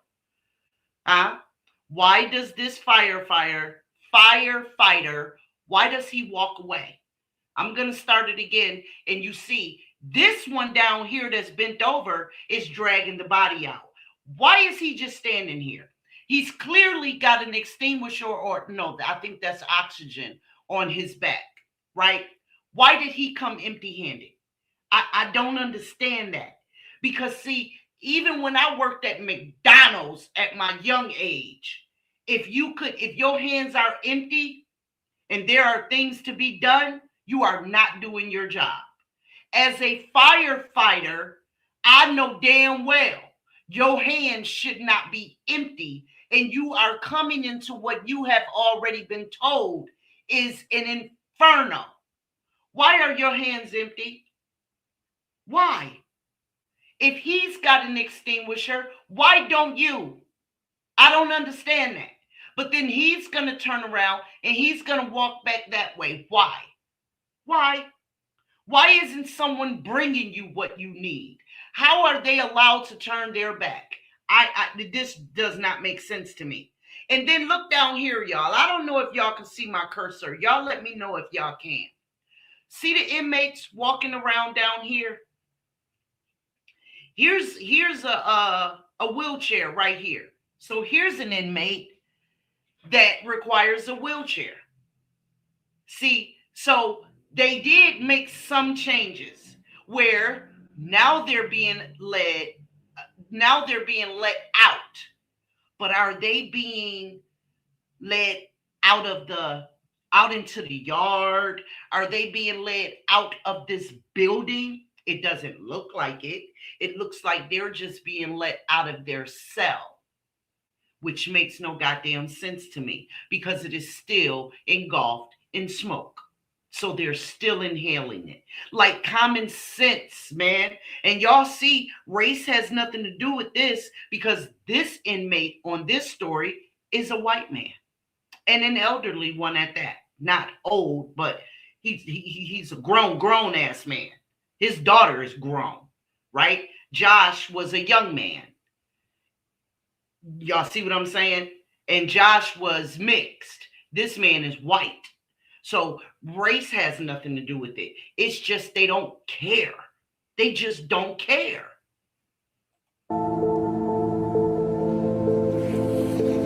It's just a box. These are my dad's ashes, and this is how I received him. Just like this. He's in a bag in a black plastic box. Misty Valencia is Michael Smith's daughter. She says there was no funeral for her father. When a death like this happens, you don't get that. You don't get that final just, I'm sorry, show you that it's real. Did the prison explain what happened? Not really. It was just a very straightforward, there was a fire in his cell and he didn't get out in time. How does that happen? Have you gotten any answers to that question? No. The Michigan City Fire Marshal also wanted to know what happened, especially after city firefighters went to assist the prison but were turned away. Their dispatch report says Engine 1 crew tried to make entry into the prison. However, ISP staff would not allow any personnel behind the walls. It seems like it shouldn't happen like that. The city fire marshal was suspicious. And I immediately called for the state fire marshal because I felt I didn't want another 2017. I felt the fire needed to be investigated. Within 2 hours, Jeff Bruder was inside the cell house, right alongside an investigator from the state fire marshal's office. Together, they looked for clues and documented what they saw in cell 252. What was left inside that cell? Rubble. charred walls, charred ceiling, no paint. The paint just burned off the concrete walls. Everything's charred. The conclusion from investigators, it was an electrical and accidental fire that started underneath the center of the bed. In that area, investigators found lots of evidence: burned up TVs, cell phones, and computers.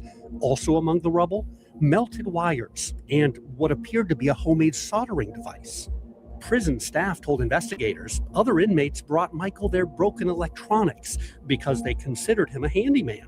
And guards also claimed Michael had gotten in trouble in the past for altering a prison outlet, light fixture, and fan. So was this fire triggered by something Michael did, or something he brought into his cell? Or was it caused by a faulty or damaged outlet, the kind other inmates had described seeing throughout the prison? The flames started jumping out of his socket. Sparks is shooting out. Sparks shoot out the side. Investigators did find this electrical cord from a computer plugged into the outlet in Michael's burned up cell, but determined it's not a conclusive piece of evidence. Were you able to determine what caused that fire? No. There's things that we couldn't rule out as far as electrical. Could have been an electrical fire. Could have been. Does the evidence... Somebody please help me understand, how could they make a conclusive opinion when they weren't even allowed in? How were they supposed to do that? By what? Looking at pictures? That's how they were supposed to make their conclusion? Because remember, they weren't allowed in. So I'm confused. And then as far as the inmate and the electronic devices that they found under the bed, inmates do that all the time. You understand what I'm saying? Can you fix this? Can you fix that? They do tattoos and all kind of stuff in prisons. And that's why I said in the very beginning, I don't care how this fire started. I don't care. The fact that you responded as a derelict is the problem, especially with the first story. Like that's just crazy.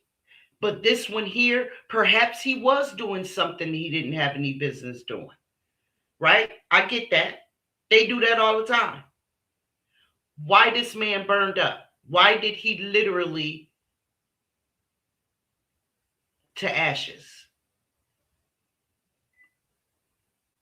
Right. Exactly, y'all. Exactly. They're just saying anything to cover their tracks. Absolutely. It's unbelievable. And then this fire representative right here, while I appreciate his honesty and even his concern, that wasn't the answer to that question. The answer to that question was, I couldn't come to a conclusion. We were not allowed access to the site itself. All I can give you is my opinion on the pictures that I was shown. That's what he should have said. But instead he says yes or no and whatever. He didn't answer that question, in my opinion, correctly. Coal fire, electricity. Yeah. Exactly, Miss West. Yes. Point towards something else that's more likely than that? No, I don't believe so. While it's not clear exactly what started this fire, it's pretty easy to see the response was quicker than what happened 6 years earlier in the fire that killed Josh Devine. This time, guards arrived faster. They brought fire extinguishers faster. They radioed for help faster. And inmate firefighters were activated, released, and able to respond faster. And while all of that is significant, when you watch this video, it's horrifying. It is among the worst things that I've ever seen. This civil rights attorney says you can still see disturbing similarities between the two deadly fires. Corrections staff are at the critical moment not physically present. They're not physically there where they need to be. It happens in the Josh Devine fire. It happens again in the Michael Smith fire. Was the response here not faster? Fundamentally, the response to this fire was not fast enough. He should have been helped, and he wasn't. And there are other similarities. Inmates say again, guards did not respond immediately to prisoners' initial screams for help, which wasted valuable time. You still have no way of getting someone's attention during an emergency. It was quicker than 2017, but just as poor. You still came at a point that the fire couldn't be contained to save this man's life. And like before, there's also the question of training. While correctional officers remembered to bring a fire extinguisher when they first responded to the cell, they came with a simple water canister, not one of the prison's many chemical fire extinguishers, which are far more effective on a wide variety of fires. It's an important detail included in these quarterly fire drill exams that correctional officers are supposed to be quizzed on several times each year. Also, despite a raging, deadly cell fire 6 years earlier, just like this one, Indiana State Prison still had no fire sprinklers in its cell houses to help save Michael Smith. And those mandatory state fire marshal inspections, the ones that are required every year, we found once again, they did not happen. The state fire marshal's office inspected all Indiana State Prison cell houses a few months after Josh Devine died in 2017. But records show during the next 5.5 years, they never came back. And even more startling, we discovered the state fire marshal failed to inspect the cell houses even after Michael Smith burned to death. We learned that when we asked to see the fire marshal's recent inspection reports in the summer of 2024. They told us they didn't have any. No fire inspections completed for those years. Within weeks of our request, the state fire marshal resumed its annual inspections that are required by state law. The fire marshal's office told us it conducted only 2 of those inspections during the previous 14 years due to an oversight. That's especially troubling based on what the local fire marshal noticed as he walked through a cell house on the day Michael Smith died. What did you see? Homemade extension cords, some type of charger, homemade plugs. Are those fire safety concerns? Definitely. A spark can start a fire within minutes, seconds. He was in a place that people are paid to keep him safe. And he wasn't safe. Misty is well aware her dad and other inmates here were convicted of serious felonies. She says that's no reason to look away from what's happening inside. These people have families that love them and care about them. I don't agree with the crimes that are committed.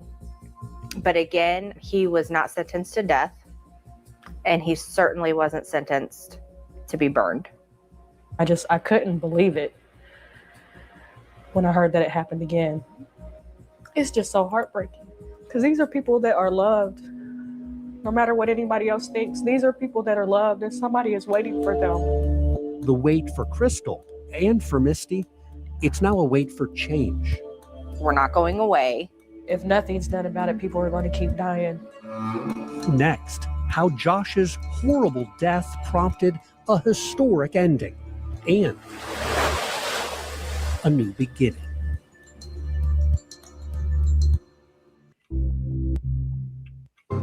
Michael Smith and Josh Devine burned alive, 6 years apart at Indiana State Prison.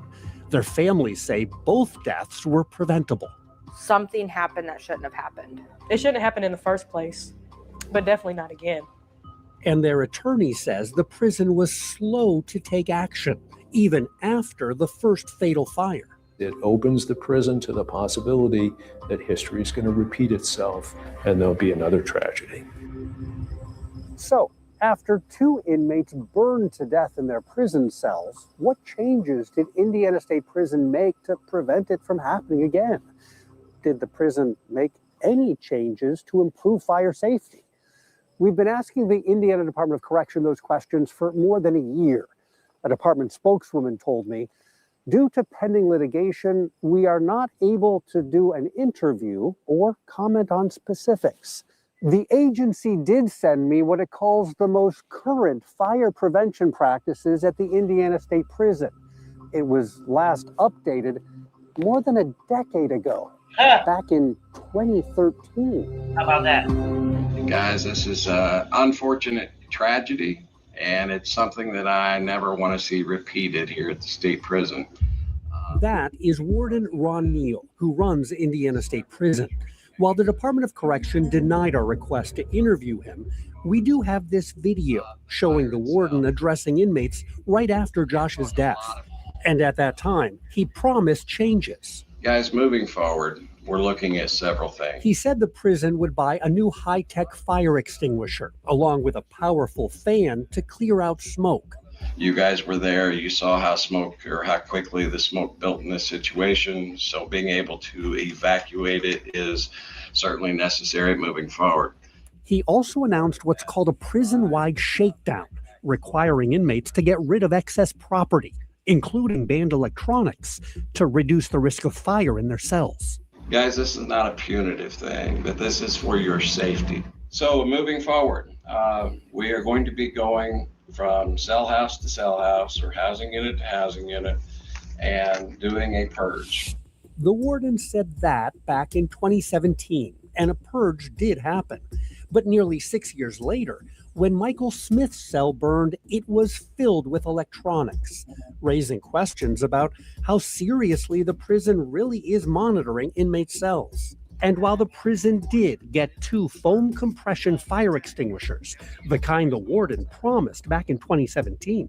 This is the newest thing on the market and much more efficient than spraying water on a fire.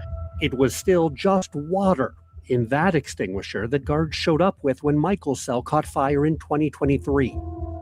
The new, more powerful fire extinguisher, that didn't arrive on scene until Michael was already dead. See what I'm saying, y'all?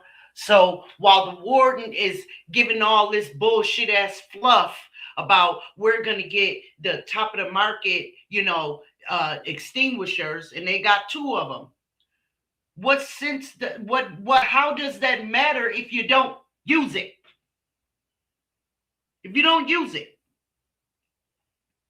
Y'all understand what I'm saying? That's just like a mama with 5 kids getting over $1,000 in food stamps, but all her kids is malnutrition, and one of them end up in the hospital, starving to death. Well, how does it matter that she's getting all these food stamps if she ain't feeding her kids? What sense does it matter having these 2 state-of-the-art fire extinguishers when you don't bring them to the damn fire? This failure of training was responsible in significant part for Joshua Devine's death. And remarkably, astonishingly, there's no modification of training in the aftermath of Joshua Devine's fire. You see the same problems recurring again and leading to Michael Smith's death. I know that I can't rely on these people to save me. Since the deaths, inmates say they haven't seen many changes either. No, it's the same. Business as usual. They tell me the only improvements they have noticed, well, in each cell house, fire extinguishers are now located on every floor, not just down in the officer station. The prison now gives inmates metal boxes to store their property, not cardboard boxes, which are more flammable. And inmate firefighters have all been moved into the same housing unit to improve their response time. It's a change that was long overdue. How long? Wow. Well, take a look at the prison's inspection report from the state fire marshal all the way back in 1918. He wrote, inmate firefighters are housed in different cell houses some distance from the fire station. And he said it's urgently suggested they be housed together, preferably housed at the fire station, to save valuable time in case of a fire at night. That urgent recommendation to house all inmate firefighters together was finally implemented 99 years after the fire marshal wrote this report. It happened right after Josh Devine burned in his cell, while waiting for help. One of the supervisors who responded testified, "I hate to say it, but something terrible had to happen in order for us to get it right." Whether the prison has gotten things right is still up for debate, because even today, it's missing something critical. The Indiana Fire Code says that prisons and jails in Indiana shall have sprinkler systems. Why doesn't the Indiana State Prison have a sprinkler system? I can't comment on that. Steve Jones is the state fire marshal. He said for legal reasons, he would not answer any questions about the deadly prison fires. I'll ask it in a more general way. In Indiana right now, what are the safety requirements when it comes to fire suppression systems in jails and prisons? It would depend on when the building was built. So let's talk about that. This is when A cell house was built. It's the cell house where Michael died. B cell house, where Josh burned to death, that was built even earlier. Not a lot of fire codes in 1906. Exactly. What code applies to a building that might be well over 100 years old? Where would we go to find that information? Many times it doesn't exist anymore. Those buildings back in those days, they never met the requirements. And so they stay that way. The reality is there were no state fire codes at the time buildings like this were built. State archives show it was the 1920s when Indiana passed its first statewide building code. And even though sprinklers were widely available back then, the state's early building codes did not require them in prisons. That didn't happen until decades later. A new prisoner jail being built today would have to have a fire suppression system? Yes. Any building that people can't self-evacuate, like a hospital, nursing home, jail, those types of buildings in the most current code require sprinkler systems. But old prisons like this are exempt from the updated codes. No fire sprinklers required. The state fire marshal said he supported a law Indiana passed 20 years ago, requiring all Indiana nursing homes, no matter how old, to be retrofitted with sprinkler systems. Lawmakers did that to protect the elderly from deadly fires, but they did not extend that same protection to thousands of inmates locked in prison cells. The prison system is our prison system, and the way it operates is a reflection of our values as a society. I think there should be sprinklers in any building that holds that many people. Why wouldn't you have that? Such a basic thing to have. And when you have so many people, there's so many lives at risk. After Josh Devine died in 2017, incident reports show at least 200 more fires inside the prison, including some involving electrical outlets. And we're not talking about just little fires. These reports show some fires with flames and smoke pouring out of cells, fires resulting in serious injuries and in death. It's something that keeps inmates awake at night. You have a spark here, a spark there. It don't take much to ignite a fire. And now I'm in the same situation that Joshua Devine was in. That man died in his room, just like I think I could die in my room. So I think about it a lot. I shouldn't have to live in a place where I'm scared to go to sleep because I might not wake up because my cell might catch on fire. That's preventable. But would a jury agree with that? Josh's family was ready to take their case to trial. It was scheduled for this federal courtroom in the summer of 2023.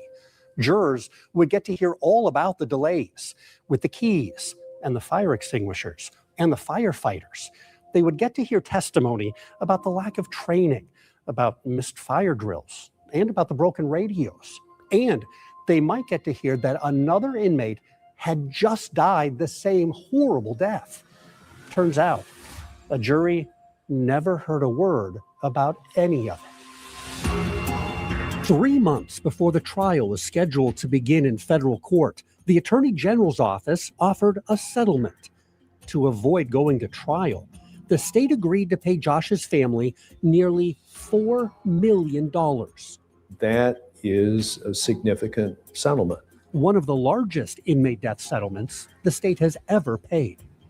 Even after the settlement, money doesn't make things go away.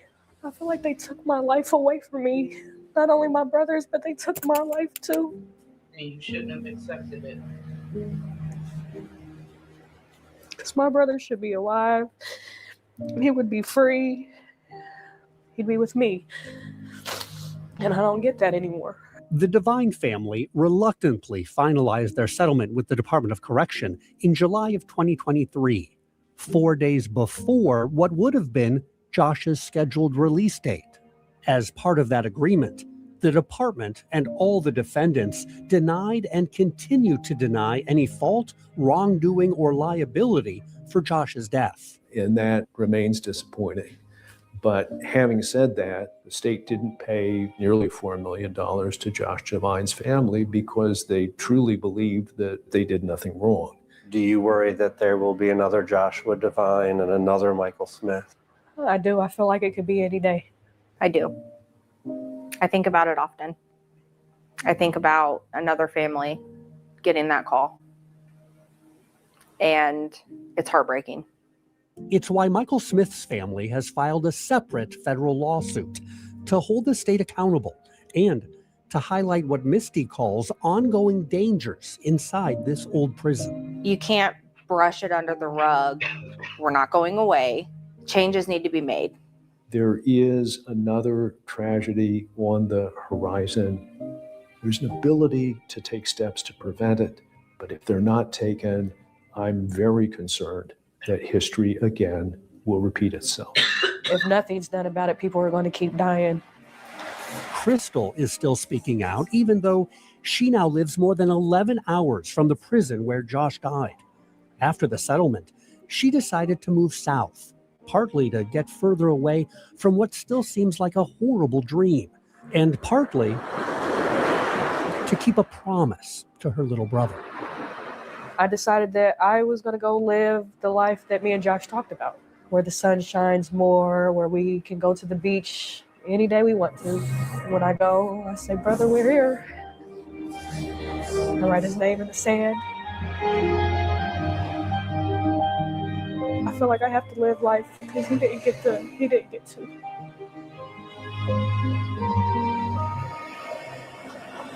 And he deserved to be home right now.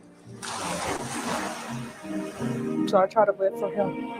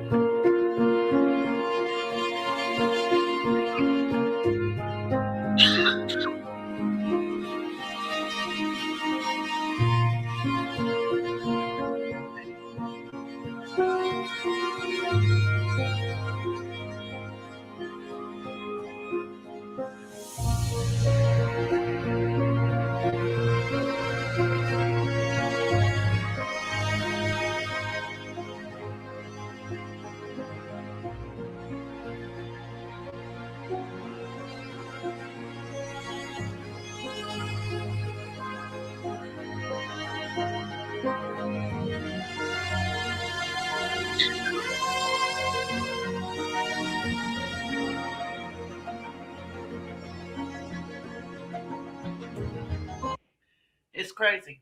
Cell houses at the new $1.2 billion prison are required by law to have sprinklers. But the cell houses at Indiana State Prison that's currently erected are not required to have anything. It's crazy. It's crazy. It's totally absurd. It's absurd.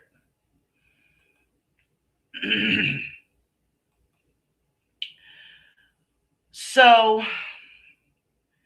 Tina, Miss Tina, wanted to talk about a guy named, hold on, where are you? Okay. Uh-oh. My bad, guys. Hold on. Hold on, hold on, hold on. What did I do? What did I do? There we go. Okay. Oh, Lord, y'all, listen. I thought I had done something wrong, y'all. I thought I had done something wrong. Okay, so Tina wanted to talk about this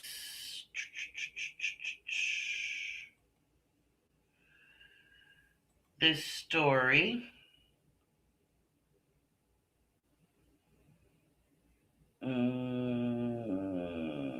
Did I forget how to do it? Y'all, don't do that. Come on now. Your browser has blocked your screen. Click the screen icon in your address bar to allow access. Yeah. I understand that.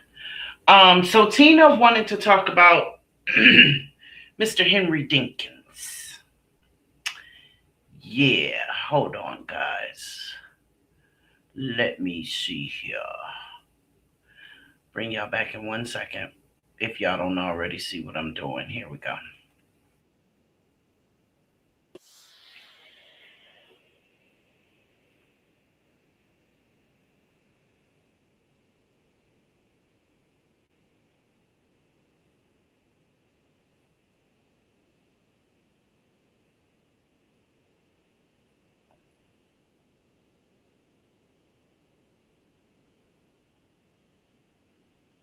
What is going on? Okay.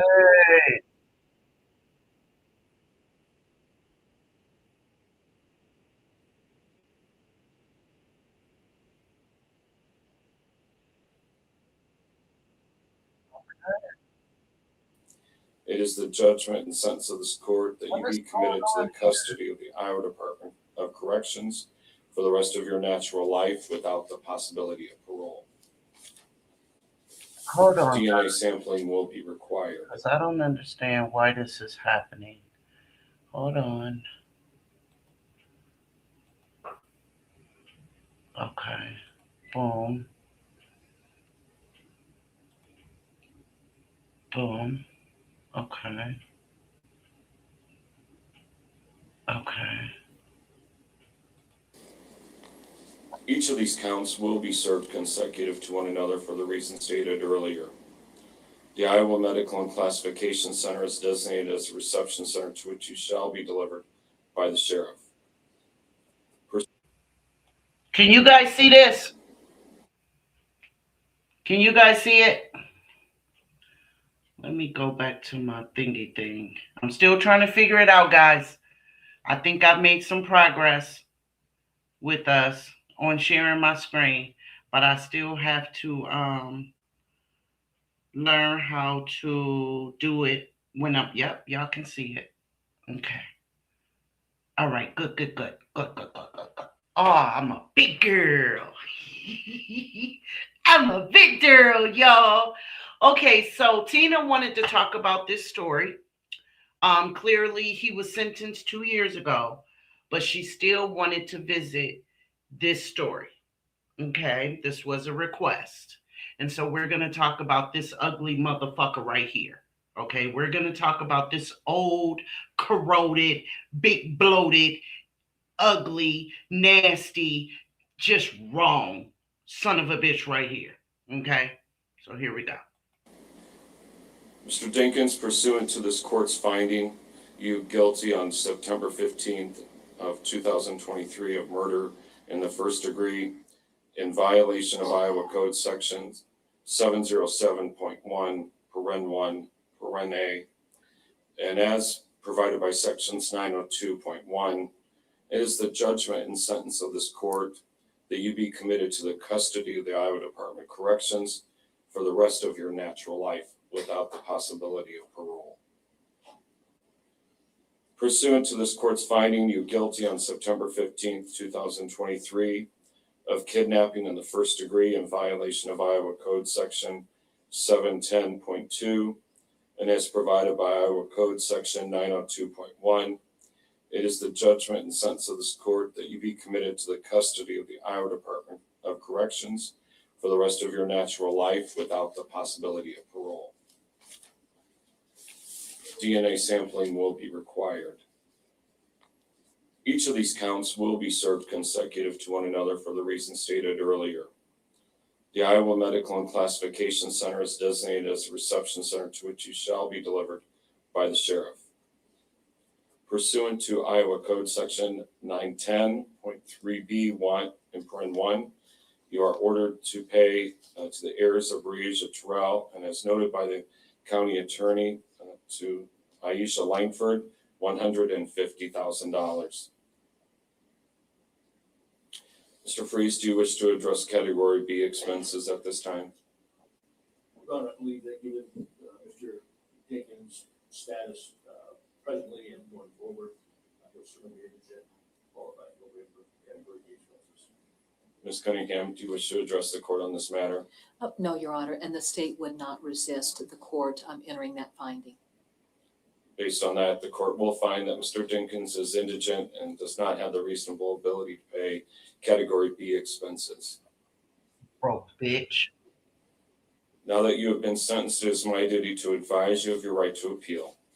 Under Iowa law, you have the right to appeal your conviction and sentence to the Iowa Court of Compassion. If you think for that, and a transcript of these be done within the questions concerning. I'll acknowledge receipt of any. No appeal bond will be issued in this case. Minimus will issue immediately. Anything further in this matter? All right.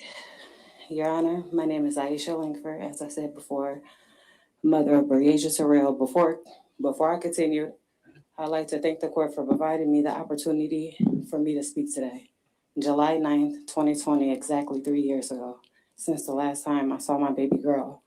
When I dropped her clothes off for her in DL after I got off work and showered and headed over to the Jersey Ridge Apartments complex.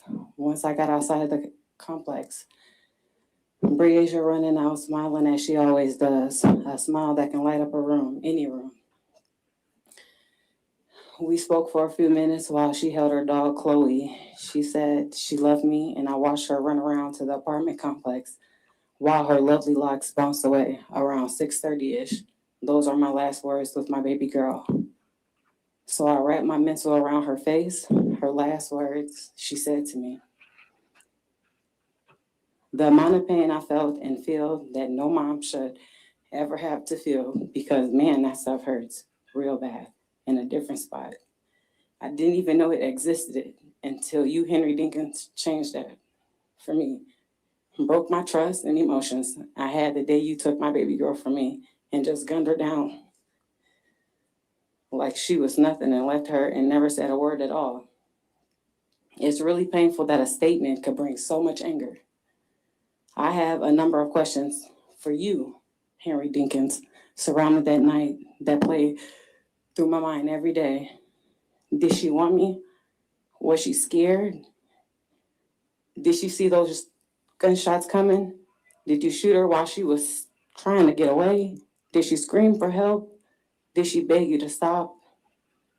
Did you see in her face when she realized she was shot the first time? What was her last words? Did you stay and watch my baby die? How long did she suffer? Did you watch the life leave from her beautiful hazel eyes? What did you do to my son? Why? Do you know the answers to any of these questions I asked, huh? Henry Dinkins, why you sit in this courtroom as if this shit don't hurt you? Watching you during these proceedings. That isn't right. You sit there with smiles and chatter during sensitive things and then tried to speak to me when you never once spoke to me after July 14th, 2020? You remember. When I saw you in Scott County Jail telling me you didn't do this, but why you haven't said nothing then? Why? Henry Dinkins, closure doesn't exist here in this case. Justice doesn't exist here in this case. You didn't just take away my baby's life. You didn't just take away my baby's life. You took away everything from me. My family's sense of security, laughs, health, and potential. Potential for Breasia to be someone's wife. The potential to be a mother, a college graduate, prom, everything. Oh, my baby girl, Henry. I went from believing I wasn't the best mom, but made things happen, but best I could, to downing myself day in and day out as, what kind of person am I not to have protected my daughter? I've broken myself down many a times over and over, analyzing text messages, calls, and conversations about everything, trying to figure out what I could have done differently. I watched my oldest son completely lose his childhood and be the cast of being the man of the house for me, because I was truly broken the day I got the call stating they found my daughter. I'll never forget, March 22nd, 2021, around 7:30 p.m. So they told me they had information I had been waiting on. So that night my tummy was in knots, and all I did was cry, and I held my pillow so tight, trying to hurry the nightfall so I could get up, so I could rush the kids to school and get on that highway near DeWitt, March 23rd, 2021. Once I got out there, it was a feeling I can't even describe, because it was the snuggle on my heart. Mentally, I was going insane because that was a different feeling in my body I wasn't used to. I kept myself covered from the media footage that was other, while I shed so many tears inside because I couldn't describe that my daughter laid behind those squad cars and big RV man. I couldn't do nothing to save her. All I got a glimpse of.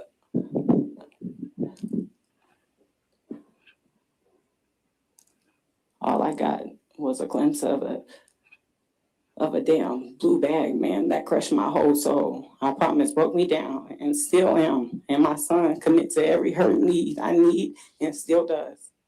I watched my youngest baby.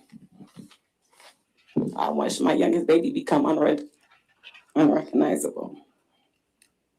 At times, with the amount of anger he sits and holds to from this trauma you put him through, he's so hurt, he has no idea how to even understand or even cope with the loss of his best friend, partner in crime, his sister, who helped him through so much of his life.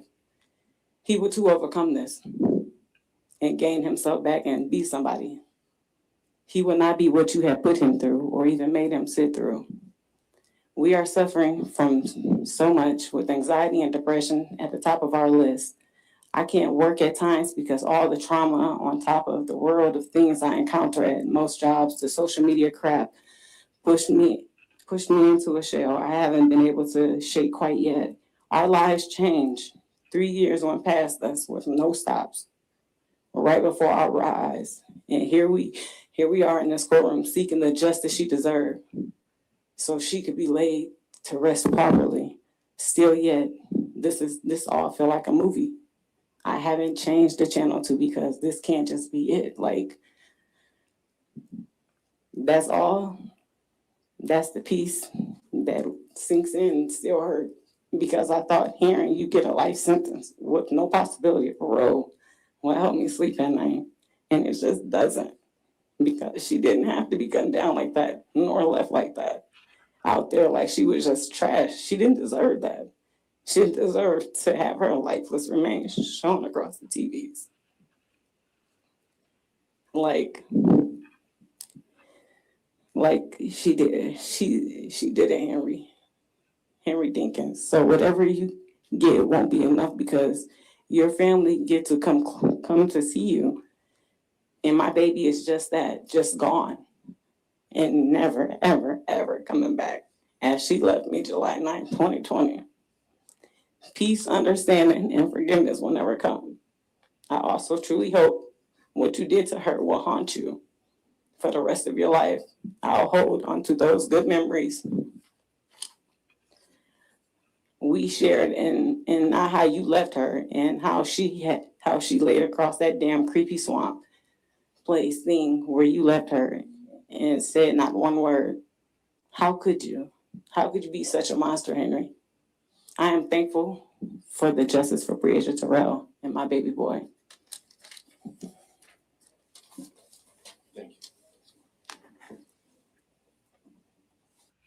She better than me, y'all. She better than me because I don't think I could have said that so nicely. Not at all. I don't think I could have said that so nicely.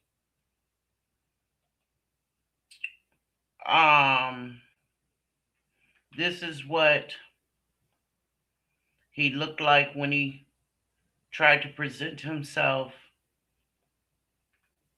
in court.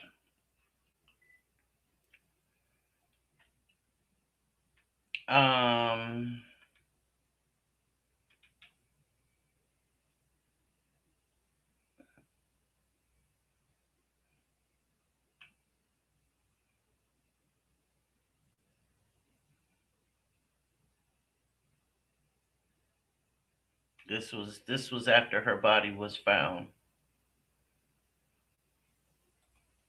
It is day 9 in the trial of Henry Dinkins. Their folk down new testimony. Evidence. I don't want no theories. I want proof. Tensions rise as state prosecutors in the defense finish their questioning of Detective Evan Obert. I'm going to ask you for the third time now. Your Honor, the question has been asked and answered. Sustained. Okay. The heated redirect and cross-examination concludes, pivoting the court to a new topic of discussion. That is, Breasia Terrell's remains. In your examination of the skeletal remains, did you note any trauma? I did. Forensic anthropologist or bone specialist, Dr. Heather Garvin, takes the stand, identifying 2 bullet impacts on Breasia's right shoulder, another in her lower jaw. He just said he was like a father to her. Former Clinton County Jail inmates Matt Dean and David Baker take the stand, sharing a comment Dinkins made while watching TV in February of 2021. The news story came on and broadcasted that they were continually looking for her, and he would state that they're never going to find her. Dinkins said to me they would never find her. But on March 22nd, 2021, 3 fishermen did find those remains at a pond near the Kunau implement. The first fisherman at the scene testifying he saw something very white out of the corner of his eye. Turns out it was their skull. Did you observe when you got to that location? Human remains. What did you do when you saw that skull? Picked it up. And why did you do that? It's just not something that you see every day. So I picked it up and kind of just sat where I was and looked around, and that's when we found the other remains. The 3 calling the non-emergency line, unknowingly discovering 10-year-old Breasia Terrell's remains. In Davenport, Nina Burns, WQAD News 8. And we have continuing coverage of the trial. Look at this, y'all.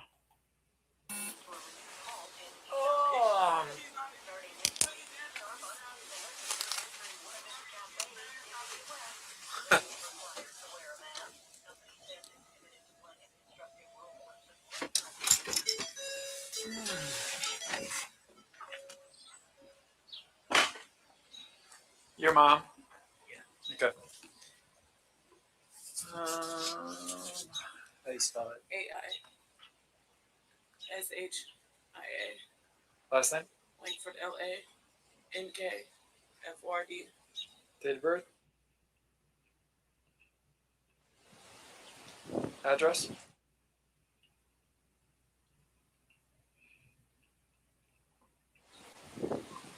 Phone number?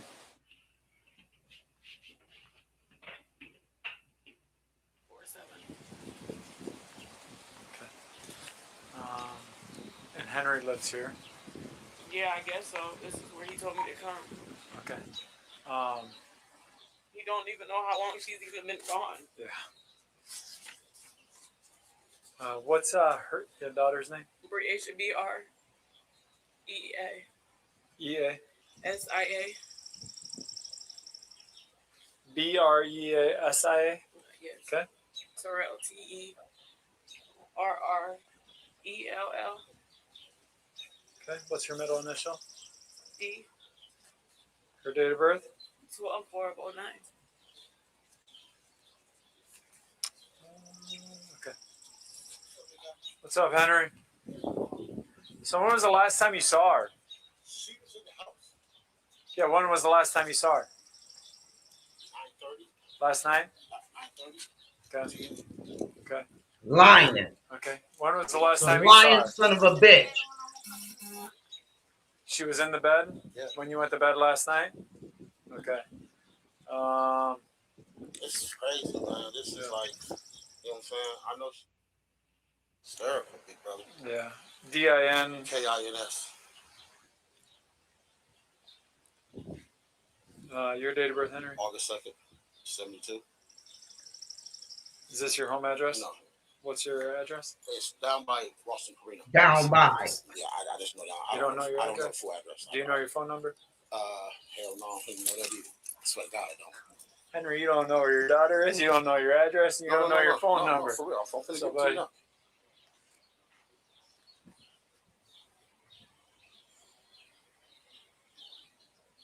Ignorant bastard. You think I'll be lying, but Well, no, it's just it's kind of. because I don't call myself. I know, but you got to know your number. You got to know your address.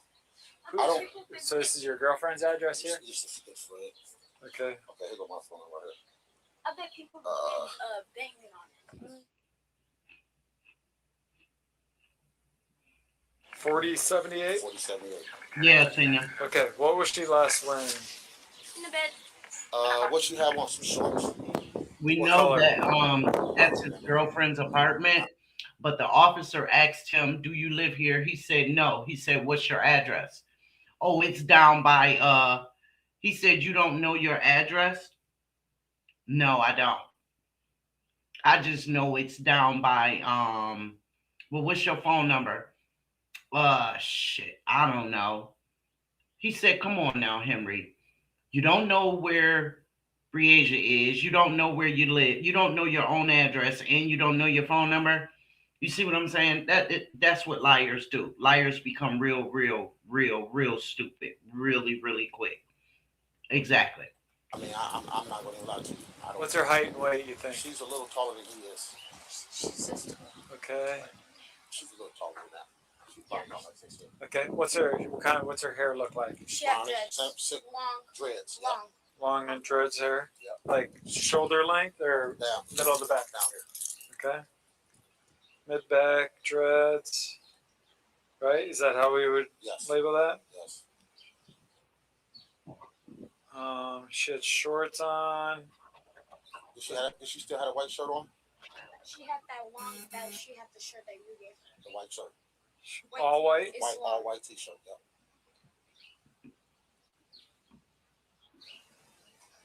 And you guys don't have alarms or anything on your doors if the door is open? Okay. And listen, I know this sounds dumb. I've lost my kids too. Okay. Actually, mine just happened last week, and we went back in and we found them in the bedroom. No, we just searched. Okay. I'm going to ask you to who have you called? What doors have you knocked on? I don't know these people out here. Okay. You know what I'm saying? But I called her. Yep. You know what I'm saying? Okay. And she told me she was at work. At first, I was riding around looking. And then me and my son started riding around looking. Okay. You know what I'm saying? And then So how long ago has it been? An hour? It's been a couple hours. Couple hours? Couple hours. Okay. Have we called grandmas? Have we called cousins? That's what I just asked. She the one. I don't know all that. She knows all that. She knows all that. Not me. Okay. Do we have a picture? She does. Okay. Yeah. She got the picture. Who's the girl that lives here? Andrea. What's Andrea's last name? Culverson. He need a picture of her. You don't have nothing with you right now. Okay, that's fine. Have we called family? I've called everybody. I have my own boat riding around. My mom's on her way out here. My friends on their way out here. That's the part I didn't understand, y'all. How you don't have a picture of your baby in your phone? Like, and I'm not blaming the mother, don't get me wrong. But I am reacting to that part right there. Like, I got so many pictures of even my grandbabies in my phone. Do you know what I'm saying? So, I just wanted to, I have always wanted to say that out loud. No, I'm not blaming the mom, but my goodness, you know what I mean? Like, there was Facebook at this point. There was all kind of stuff. Instagram at this point, you can't access a picture of your daughter at all. Like, that's crazy. And I understand that at this point, she's reacting really raw, just coming from work and that sort of thing. Why this motherfucker right here is talking while she's talking as if they're in this together? No, bitch, you fat mole face motherfucker. You in this shit by yourself, you nasty pervert. You know what I'm saying? Don't be talking while she talking like y'all. You know what I mean? Like, no. Like seriously. You know what I mean? We. No, motherfucker, this ain't France. The fuck? You know what I mean? Like, she better than me because I would, you ugly motherfucker. Shut the fuck. He ain't talking to you. Shut up. You had your chance to talk because we ain't did a motherfucking thing. But you did. Oh, Lord, I would have cussed him out so goddamn bad. I would have been the reason why he was walking away. Not to walk away from the police. I would have cussed him out so bad. I would have been the reason. Shoot. Oh, Lord. Okay. I digress. My bad, y'all. And she's gonna be with a friend inside some apartment. That's most why likely. I said I'm gonna still look. Okay. We don't know anybody out here. So that's the thing. Okay. She would have never. She would have never. First of all, she would have never woke up at 8 o'clock in the morning. She would have never. What you mean? 8 o'clock in the morning. I'm just saying. That ain't what I said. I never I know said. you guys, didn't say that. this isn't the time to fight. Exactly. I don't give a fuck about you walking. You lost her though. Because you was watching her, Henry. What do you mean? But hey. I'm going, sir. Come on, D. Listen to me. Well, you guys gotta come together right now. This isn't a time to fight about it. Okay? Oh, we would have been fighting. So, well, hey, if you, how am I supposed to, what do you want me to do? See how she stepped on me. You know I mean, I got no picture. Now he the victim. She stepped on me. Motherfucker, I would have rolled over you. I'd be in prison right now because I would have hit his ass standing in that parking lot. Okay? Like, they would have had to get justice for my baby while I was locked the fuck up. Because I would have hit that. I would have crippled him. Like, seriously. He would have had to come into the courtroom in a wheelchair. Bandaged. Like, quadrupedically crippled. Like, I would have hurt that man in so many different ways. I sure would have. Right there in front of the police. Because it's just stupid. Crime of passion. Right then and there.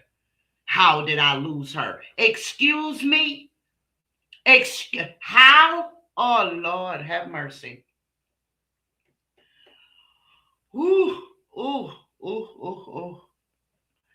Now he the victim. Throwing his hands up and shit. Now he the victim. What do you want me to do? What am I supposed to do? Right. I get it. Keep your goddamn hands to yourself, you nasty motherfucker. That's what you were supposed to do. And where the fuck you going? To get in your Henry, let's go non-girlfriend inside ass the apartment car? one more time. The fuck? Because diggle your corny ass car right there with the king and queen and all that country ass, corny, lame ass shit all over your damn car. More often than you Country think. We just pumpkin ass motherfucker. I mean, well, I understand why she's upset. But when I'm trying to help, she can't run away from me.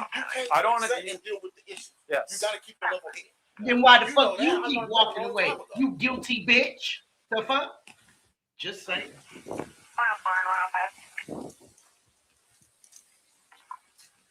How many times have you guys stayed out here? How many times have I been out here? The kid, this is their first time. Oh, it's the very first time she's ever stayed here. And so she I've been over here, but they never stayed. She has never stayed here. So I wonder just. You got keys, motherfucker. Why the fuck you knocking on the door? You got keys. Y'all saw he kept looking at his keys, right? You don't do that unless you know you got keys. She's not in our look. You know damn well you got keys. You let yourself in when you came home without her. She's gonna. Look, he keep walking what's her away name? because he knows. He knows. And I was saying that when I was watching the trial. You don't walk away unless you know it. Andrea? Okay, Andrea. What's your date of birth, Andrea? 9383. And this is 2744, number 8. Look at this. Dun-dun-dun-dun. And what's your phone number? 563. Yep. So tell me about, like, when was the last time you saw her? She was here. When? What time was that? I was thinking like around 11 midnight. She was here. She was in the bed sleep. Okay. And you guys never heard her come down, walk out? There's no forced entry or anything like that? Okay. Do you mind if I just come in and take a quick look? I'm not concerned about anything else. I just want to come in because probably 50% of the time we still find them inside the place when this happens. And Well, I kind of do my face kind of break right now. what's that? My face is kind of in a wreck.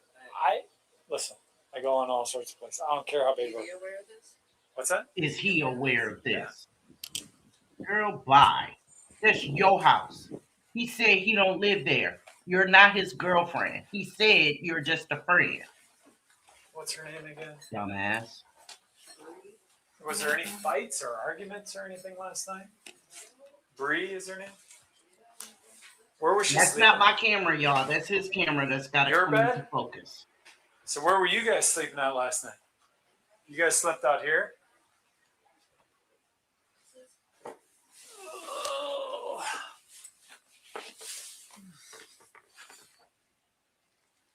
Can you look in the closet again?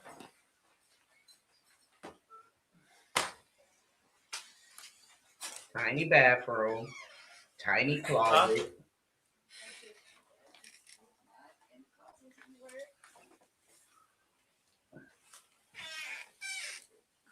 That's all clothes. I know, I'm just telling you, you'd be surprised what we've... I know, right?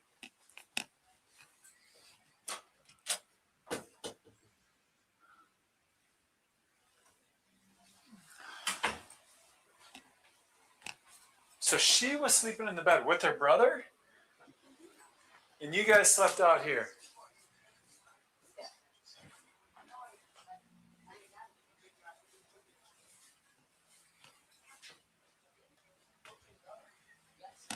Okay.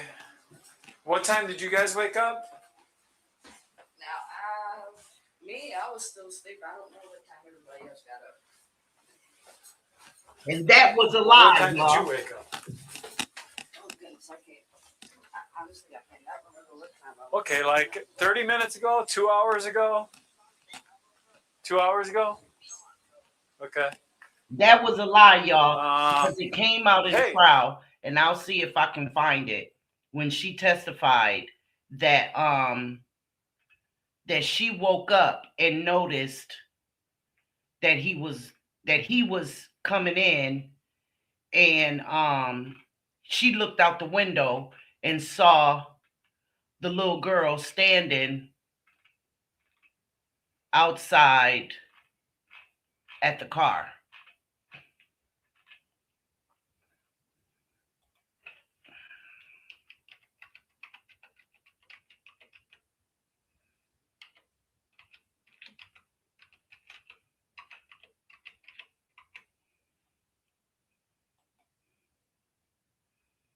Here we go.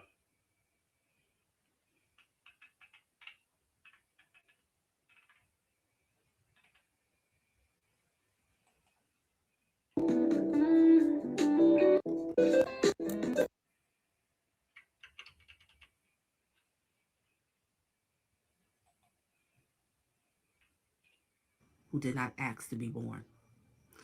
Let's resume.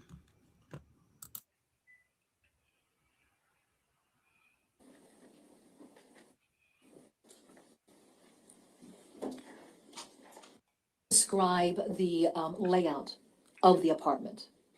Now, apartment 8, what level of an apartment was that? It was an upper level. And then as far as it being an upper level apartment, how would you access the interior of your apartment? You'll have to unlock the door, go up steps. Okay. Were there dedicated steps simply for your apartment once you stepped inside that front door? That is correct. And if you were entering the front door of your apartment, would the stairs lie to the wall on the right or to the left? They're like in between. Okay. After you go up the stairs and you go to the left of that, okay.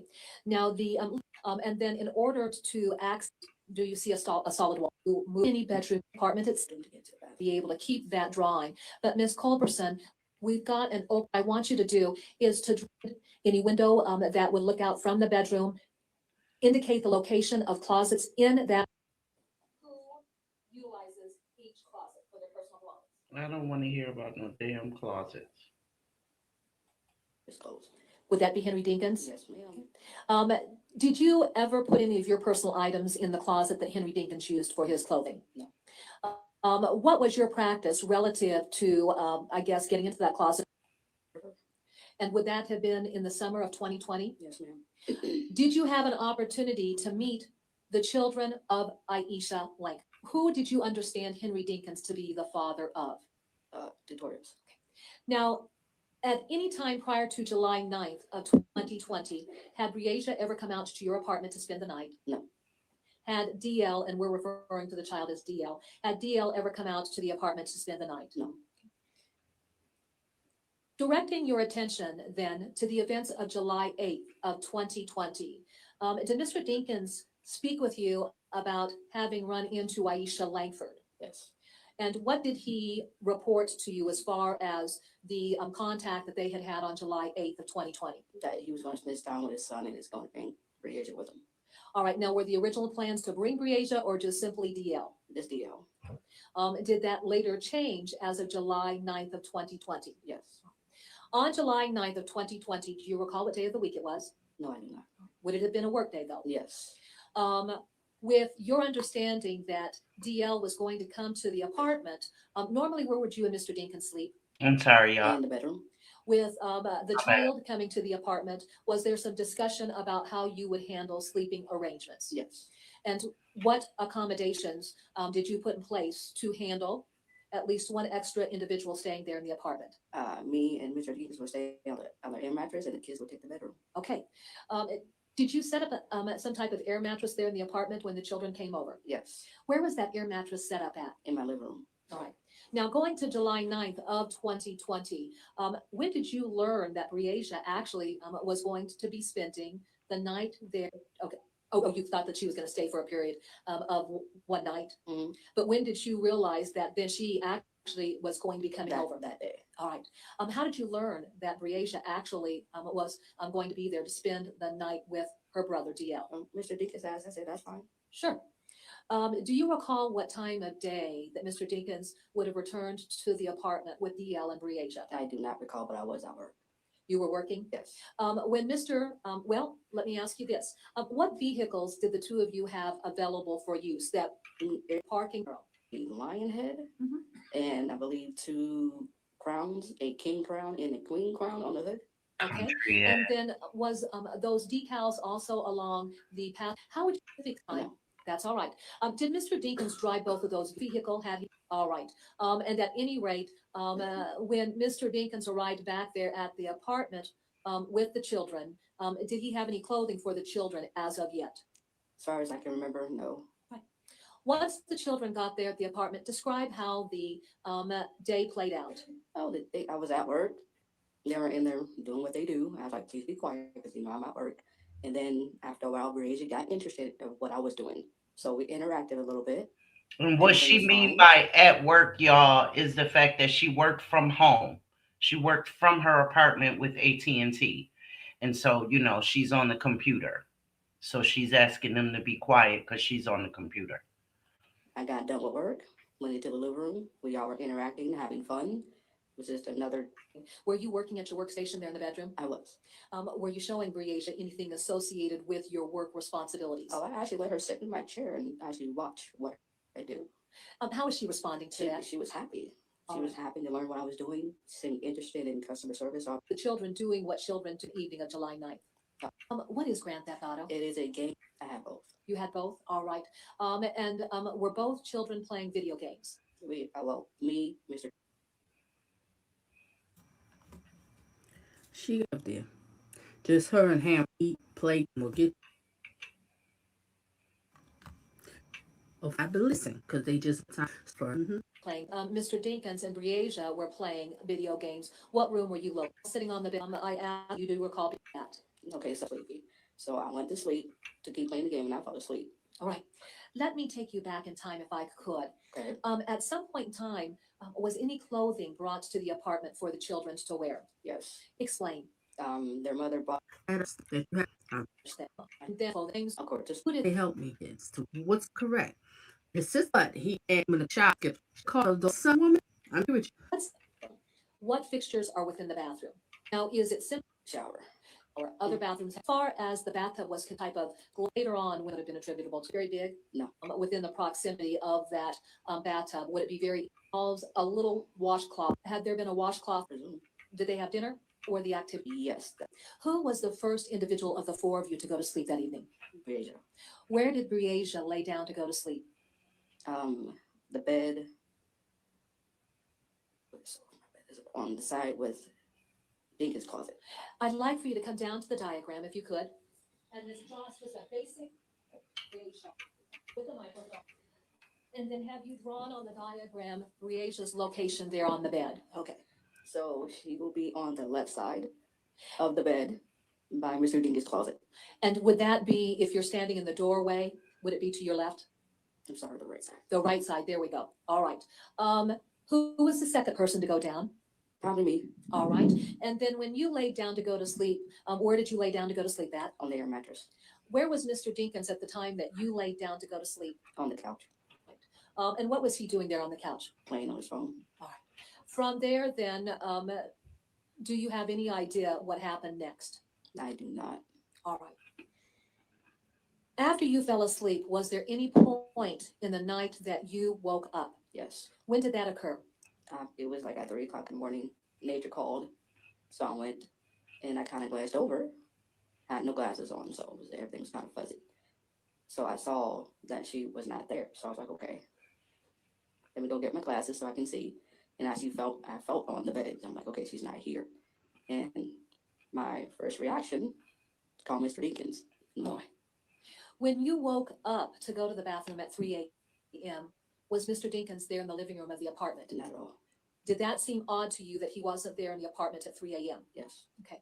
With the children being there and visiting, did you have any expectation that he would be there throughout the night for the children? I did. All right. So you wake up. When do you initially discover that Mr. Dinkins isn't there in the living room? As soon as I wake up. What went through your mind when you noticed he wasn't there in the living room? I have no idea. My mind was everywhere. All right. From there, is that when you entered the bedroom? Yes. Did you see Detorius? Yeah, I did. Where was Detorius located at? Or DL, I should say, I'm sorry. He was on the foot of the bed. Okay. And then again, just go ahead. I'll have you take a red magic marker and mark that. Put your glasses on. What were you able to confirm? That she was not there. Did you check throughout the apartment to see if the child was anywhere in the apartment? I did. What areas did you check? I checked the bathroom again, just in case. I checked the bedroom. I checked the living room. I checked the kitchen. I checked everywhere. Did you check the closets? No, I did not. Okay. Did you look under the bed? No, I did not. All right. At any rate, did you find Briasia anywhere? Nowhere. With Briasia being absent from the apartment and Mr. Dinkins. Nick, you see sick because girl is not protected. Feeling. No. At any point in time, did Mr. Dinkins wake you up to tell you that he was going to be leaving the apartment? No. At any point in time, did Mr. Dinkins wake you up and tell you that he needed to take Briasia somewhere? No. Did Mr. Dinkins suggest that there was some type of medical emergency for Briasia? No. Did Mr. Dinkins communicate to you that he would have reached out to her mother because the child wanted to go home? No. Was there any type of emotional disturbance within the apartment to suggest that Briasia had gotten upset in the middle of the night and wanted to go home? Look at him. All right. From there, Monster. when you noticed that Mr. Dinkins was gone, you noticed that Briasia was gone, what did you do? First thing I did was try to call him. Mr. Dinkins. What happened when you tried to call him? It rang and it went to voicemail. Did you try to call him more than once? Yes. What happened? Same thing. Did you subsequently discover something Did I discover something? No. about his phone? Oh, it was off. Okay. What did you do next? After I got done calling him, there was no answer. I stayed up. Okay. I didn't have his phone. I didn't have Miss Lake's first number, so I couldn't call her. Little girl, we have. Yeah, right? So she slipped out. Bedroom. Okay. When you stayed up, did you turn the lights on? No. Describe then the environment within the apartment. So when I got done going to the bathroom, it was dark. No lights, nothing was on. And then like a half hour later, I hear a key. And then heard someone softly coming up the stairs. Told you I he guess had thought a I was key. asleep and didn't expect me to be up. And when I saw him, he had on a whole different outfit. So I don't know. All right. Let's talk about the description of his outfit. Do you recall what Mr. Dinkins was wearing when you fell asleep? I do. What was he wearing when you fell asleep? Kind of like a white beater and colorful shorts, like white, blue, and pink. All right. And then when he came up the stairs, what do you remember, if anything, about what he had on? I would say like a white t-shirt and some blue shorts that look like bandana pattern and some sneakers. Do you recall the color of the sneakers? I do not. That's all right. When he got to the top of the stairs, what was his reaction to seeing you sitting up? He was kind of surprised, kind of shocked. Okay. Was there any dialogue that you initiated with Mr. Dinkins? I tried. Tell us about that. I was like, what's going on? Where are you going? What's going on? And he's like, I'll be back. And about the time we're talking, he's inside the room in the closet grabbing something. What is he grabbing? I do not know. But while he's grabbing that, I looked out the window and saw Bree outside of the car. So now my heart's like, okay, she is with him. She's safe. But yeah, Boom. Right? She was with him. She saw it herself. She claims she don't know what time she woke up. She's a goddamn liar. She's a liar. She knows exactly what time she woke up. She knows exactly what time she woke up. That's the part that I just did not appreciate. The lie she told, talking about saying to the officer right there that she wasn't sure what time she woke up. It was just a lie.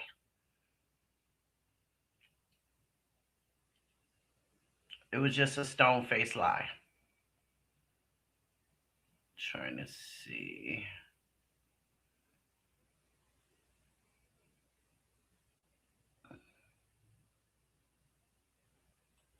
The call logs to see what type of activity there was relative to incoming calls and outgoing calls. Yes, that was part of the analysis. Okay. I'm trying to find the testimony of the guy that pulled his car out, which is, part of why they know where he was when he was, because that guy pulled him out.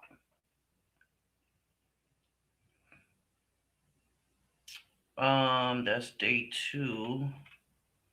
Let me see. Day 11, day 4. Let's see what's on here, guys. Tina, you lucky I love you both, because normally I like to be better prepared than this. Oh, I think this is the Well, when I heard somebody at the door, I came out the back room. Okay. And then what developed when you came out of the back room and presumably into the living room? Is that where you went to? Yeah. Okay. What happened when you came into the living room? Only thing I remember, they got in Brazier and SC, I had got on them for something. I can't remember what it was. And they asked me, Mama asked Henry, can I go with him? I said, no, you're not. You're not going. So when Henry got there, they asked Henry, and Henry said no, because I'm whatever that little small car. I don't know. I'm not really good at names for cars, but I know it was the black two-door that had Queen and King on it. And would that be a black Camaro? I think so. Yeah. Sure, absolutely. So go ahead. Yeah.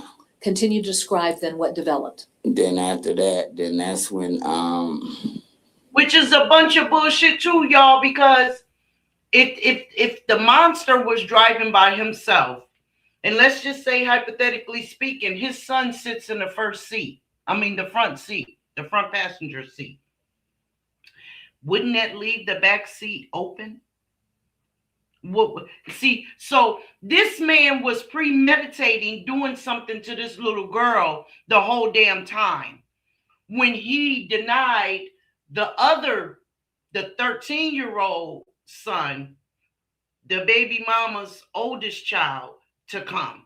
He was premeditating it then, because he said there's no room. You a goddamn lie, you nasty pedophile.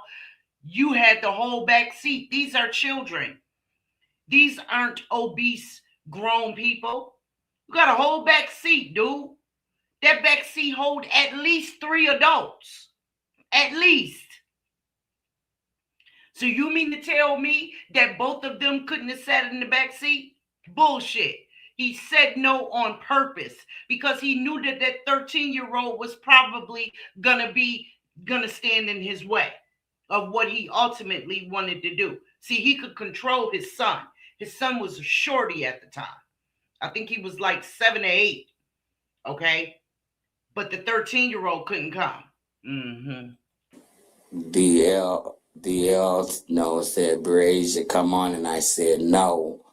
So Brazier asked me to call her mom. And I said, no, because I don't like calling your mom when she's at work and things. So when DL was walking out the door, he just said, come on, Brazier. So I just I said, so when she called me at lunch, I let her know Brazier's with Henry and DL. Okay. By the way, now, y'all, did CS want to be able to go along with Briasia and DL? Yes, he wanted to go, but Henry told him no because the car wasn't big enough. Was Henry more than willing to allow Briasia to come along? Yeah. Let me ask you this. Did he say no to Briasia or simply CS? No, he didn't say nothing. Oh, well, he did say at first the car was too small.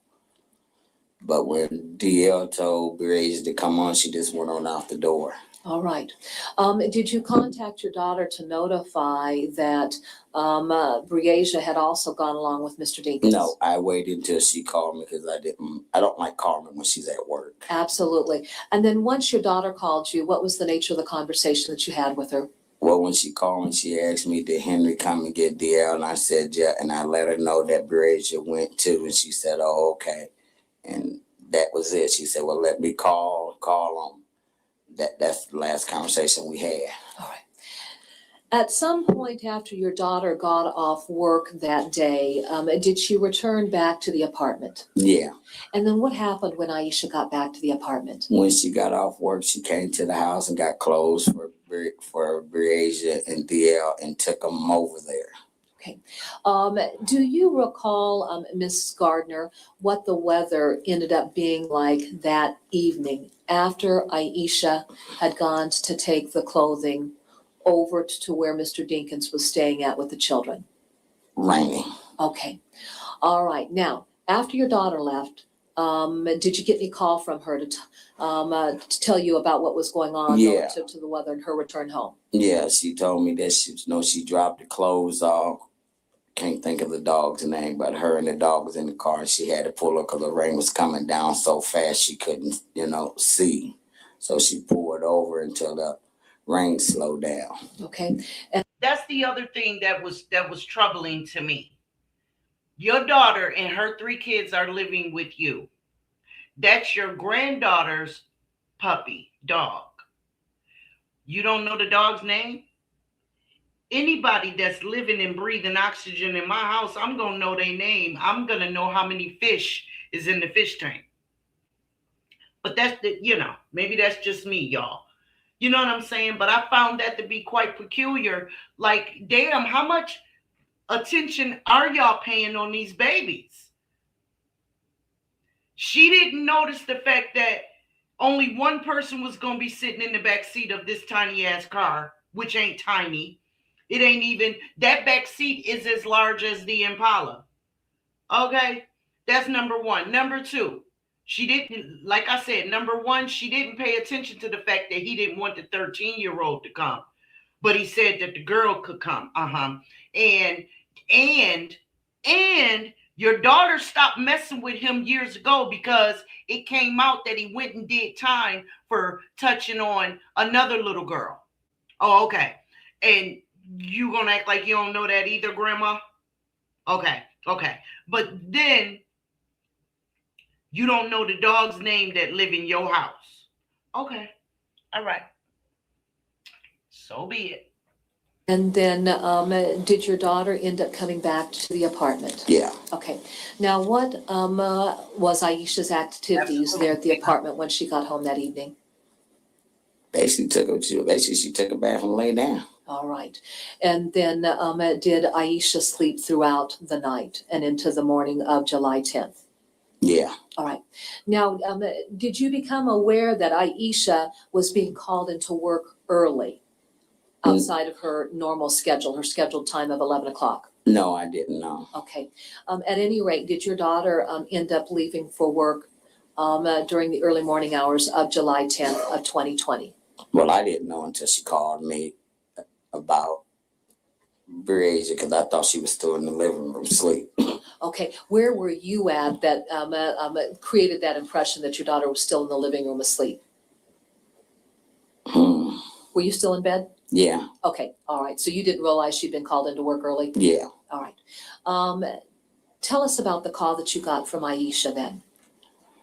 Oh, man, I was still asleep when she called me. I can't remember the time, but I think it was between 8:30, 8:40. It was in between somewhere up in there. Sure. When she called me and she said, Mom, Berasia missing. I'm like, what you mean Berasia missing? She said, Henry said Berasia missing. And I was laying there and then, from her tone of her voice, like she wanted to cry. So I jumped up. I'm like, what the heck you mean Berasia's missing? She said, Mom, Berasia missing. I'm like, then after I said that, then she said, well, I'm finna bring Detorius over to the house so I can go down to the police station and make my do the police report. And I said, okay. All right. As a grandmother, emotionally, when your daughter had imparted that information to you, how were you feeling? Nasty. A little bit in shock. Sure. Let's talk about Breasia. What type of child was Breasia as far as her sleep patterns? Oh, man. Funny. But me and her always played around, She didn't like when I used to call her my she. She'd get mad at me and then she'd be ready to beat me up. Oh, sure. Yeah, and just beyond her playful nature, when Breasia would go down for bed at night, how would you describe her sleep pattern? Was she prone to get up? Nowhere, lady. You understand that? She sleep. Exactly. Had you ever known Breasia just to get up and wander off in the middle of the night? Oh, no. She's not a nighttime. Wouldn't have been able to go with If her him. mom if I used to send her outside at night, she's not going out there by herself. Okay. And how did Breasia feel about going out when it was dark outside? She didn't. She didn't? Not by herself. She wouldn't. All right. Just based on your, relationship with Breasia, was she the type of child that would ever get up in the middle of the night and wander off? No. All right. Did you become familiar with the Jersey Meadow apartment complex as a result of Breasia having been reported missing? And that would be the apartment complex where Mr. Dinkins was. So that's what I wanted to play of the grandmother. Let me see. This is day 4. Let's see who else gets called up here.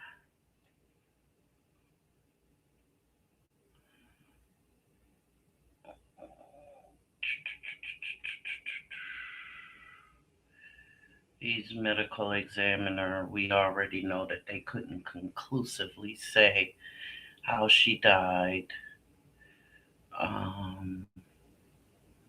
Okay. Let's see what's on day 5.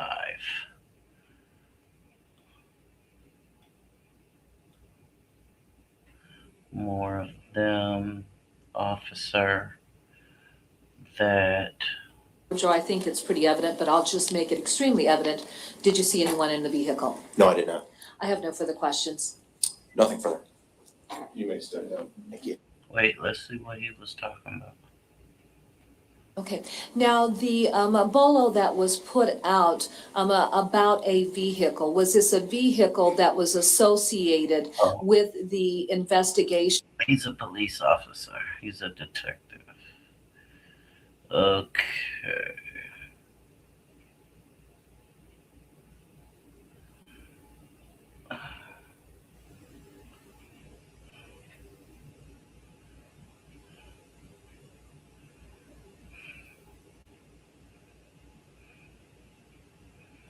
There appears to be another door that's open. Do you recall what that room would be? Day 6. Let's see. Any activity in the parking lot? Yes, they would. Do they also pick up activity of individuals approaching the store and entering the store? Yes. And then once the subject enters the store, can you basically determine that individual's movement throughout the store?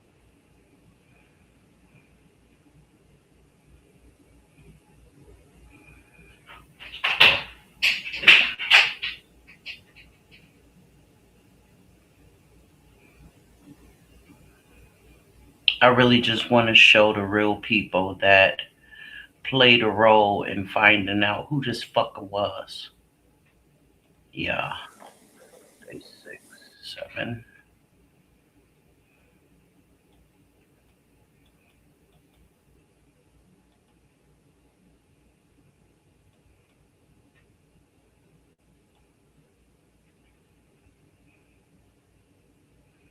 This is where he was telling all his lies about what he don't know, what he can't remember, what he didn't see, but had everything to fucking do with.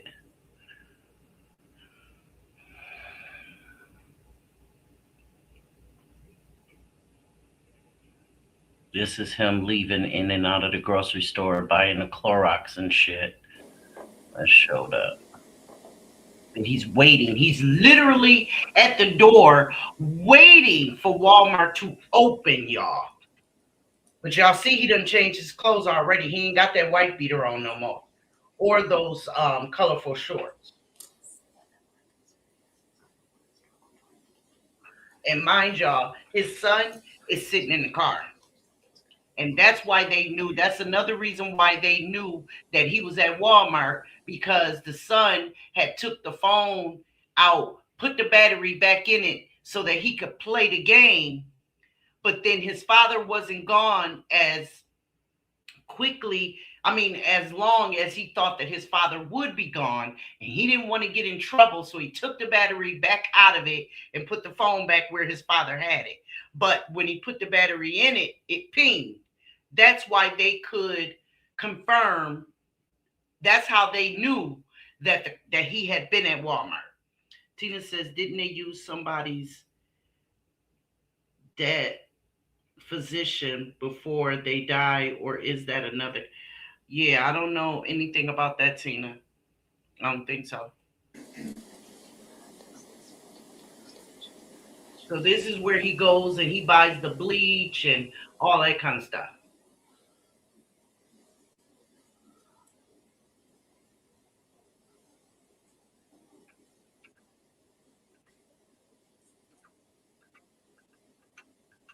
7. That front, 2654, yeah. what just happened? I was moved over to another entrance to try to gain access into the business. Okay, as, 2. okay. Now let's jump over to frame 4. Let's go ahead and set up frame 4. Where are we? There. I'm getting a little, how did he enter the store? Over where he goes in playing. Where are we at in the store now?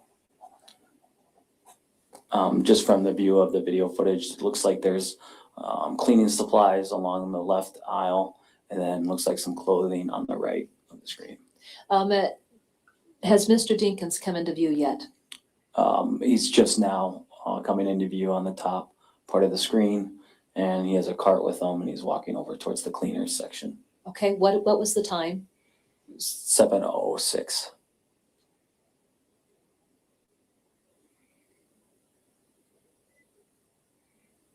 Nasty son of a bitch. Go on, grab your bleach. Go ahead. You know you want. What is Mr. Dinkins doing at this point in time? He's placing 2 bottles of Clorox bleach into his cart. What was the size of those bottles of Clorox bleach? 81 ounces each. And were those smaller in sizes compared to the bleach that was found in the apartment of Andrea Culberson? It was the same size. Okay. Thank you.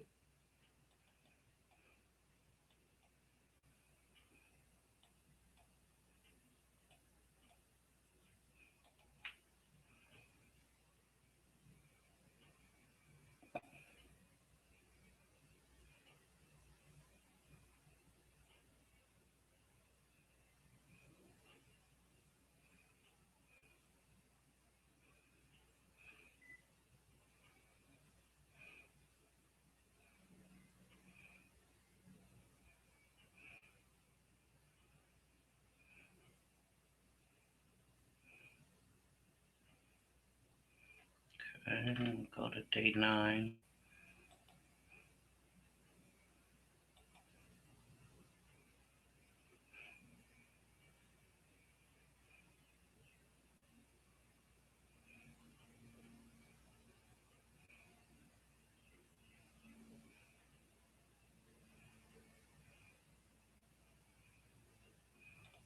As a general rule, Highway 61 travels what directions? North-south. Certainly. Now, if you are heading down Highway 61, what direction would you have to travel in order to access the area of Kunau Implement and the location we're going to be talking about? If you're coming from DeWitt or... If you're coming from DeWitt. Okay, so you'd be traveling north to probably 212th Street there, that intersection. 212th Street, what's the relevance of that location? Don't really understand. Certainly. How would you exit the area of Kunau Implement? To the right. Okay. You exit right if you're headed north. And then what street would that be? That would be 212. Okay. Now, if you could, Mr. Rogi, behind you, you're going to find a pointer. Do you see that? What I'd like for you to do is come off of the witness stand. Take the microphone and just place it over towards you so that you can talk into it, and then just step off to the side of that exhibit. All right, now when you went to that area, do you know what time of day you would have gone? This is, I wanted to show this because this is why the motherfucker thought wasn't nobody ever gonna find her. Because he went out, rainy ass day, muddy as all hell, and this is where he discarded her. Out here in some bushes back right up over in here. And he shot her and then poured bleach all over her. Because he thought he was getting, well, he did, get rid of DNA evidence. Now, they were not able to conclusively determine if she had been sexually assaulted because all they found were her remains. So all of that could have been that could have led to that determination had decomposed already. And they never even found all of her, because they could definitely determine that there was wildlife that had interacted with her body that he left out here along this water. Because the son testified that he saw him go out into the bushes where he couldn't see him anymore. But she was found closer to the water's edge. So wildlife had definitely interacted with her body, and they only, like I said, found parts of her remains, never all of them. So that's why I wanted to show y'all that. Let me see. This is 9. Let me see, where's 10? It's 14, 11, day 10. Let's see what's going on here.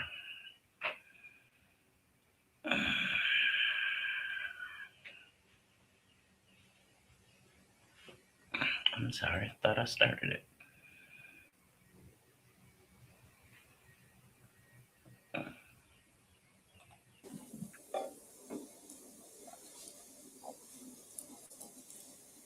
I guess I'm not sure what forms of substances that we're getting at. Sweat, tears, saliva, skin cells, any form of DNA. So in my experience of collecting DNA, there are a few bodily fluids that retain, I guess, the DNA integrity far more than others. So we don't try? I don't know with specificity what the FBI did in their methodology for their scouring of the vehicles. And then States Exhibit 1643. This is her clothes. Perforated black shorts that were also received with the body. Give me a moment, Dr. Cruz. We're all struggling with colds, so. Y'all could see the top part up here where he As we look poured at in this the photograph, Clorox. do you show areas or do we see areas of discoloration on these shorts? Yes. Explain. The bottom part of the short, similar to the shirt, probably represents the true color, which is a black color. And then there's discoloration up near the band of the shorts, the whitish sort of discoloration. And does that seem to extend across toward the center portion of that shorts? Yes.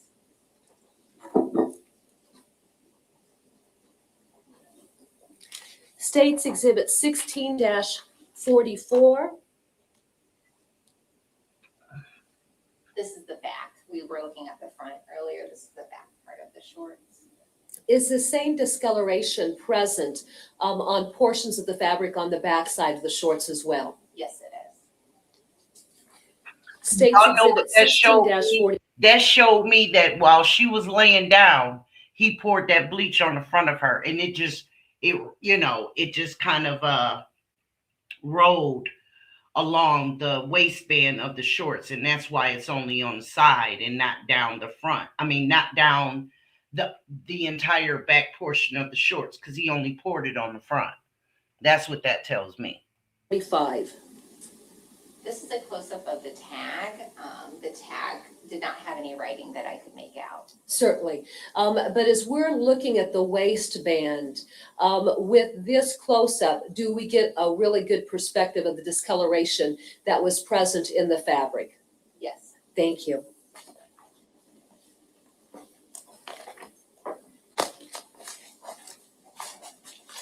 Well, I think this is the dude that... No, I said that they have a flyer on the phone that they've been kind of circulating.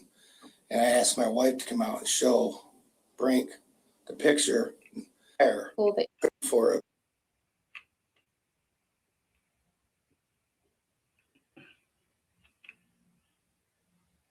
JOSEPH. I lived 23 years. And are you familiar with an individual named Jared Brink? Yes.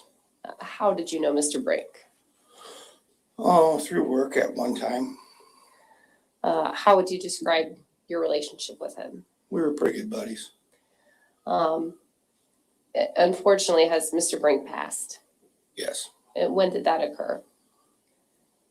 2 months ago. So what he's saying, guys, is the man who actually pulled the nasty motherfucker, pulled his car from getting stuck, he has passed at this point of the trial. But he did go in at the time that it was on the news, and the guy who pulled him out saw what was going on the news. He went in and gave a statement to the police officers. But now that it's trial time, he has passed. But he did, as amazing as God is, that guy and this one here on the screen actually had a conversation about what happened. And so he is coming in to give testimony as to what they talked about. Now, back on March 22nd or 23rd of 2021, at some point, was Mr. Brink over at your residence during that time period? I don't know the date for sure, but yes. Can you describe why Mr. Brink was over at your house that day? Well, he was just stopping in to say hi, just, had a beer with them and, kind of talking back and forth.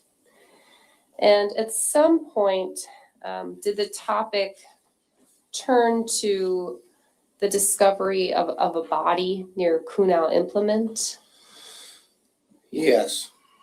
Do you recall how that came up in conversation? I think we were just saying we know. I heard that they found a body up by Kunal's, and that's how that started.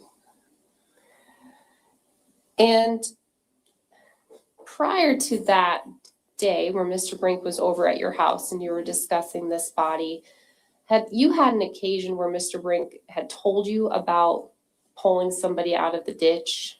Before that time? Yes. No. Okay.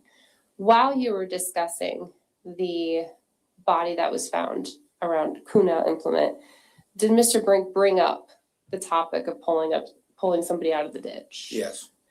And describe how that came up in the conversation. Well, he said he was in that area. He was going to work early in the morning, and he pulled a guy out that was stuck. And I said, well, they're looking for a vehicle that was up in that area, or could have been up in that area. And did he describe the vehicle that he had pulled out of the ditch at that time? No, I said that they have a flyer on the phone that they've been kind of circulating. And I asked my wife to come out and show Brink the picture. And he goes, yeah, that's the car I pulled out. And so your wife showed him the flyer. Right. It was on a cell phone. On her cell phone. Mm-hmm. And what was his reaction to seeing that flyer? He said, yes, that's the car that he pulled out.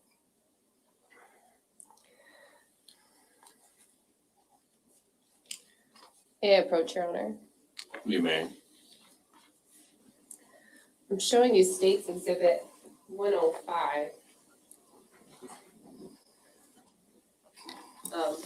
Does this exhibit contain the photograph that your wife would have pulled up on her phone and shown to Mr. Brink?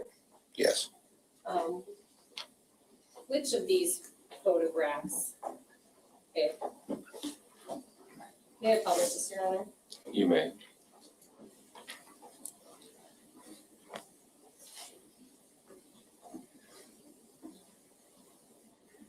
All right, Mr. Adams, there's a pointer there right next to you. Could you again point to the vehicle that Mr. Brink identified? Right here. And you're pointing to the middle photograph that appears to show a maroon Chevy Impala. That's correct. Now, y'all, y'all see that little motor home right there, right? Y'all see the RV? There was DNA of Breasia's inside that RV. There was a bottle of Clorox. Remember, he bought 2. There was a bottle of Clorox inside that RV. Now, y'all see the Impala in the middle, and y'all see his the black car on the end. He tried to say that while he was driving the black joint, that 13-year-old wouldn't have been able to fit. There was no room for the 13-year-old. Y'all tell me, are those back seats basically not the same size? Just saying. So I just wanted y'all to know that Breasia was in all 3 of these vehicles. And the RV is believed to be where he violated her. What do you mean, lady has already knew? What do you mean?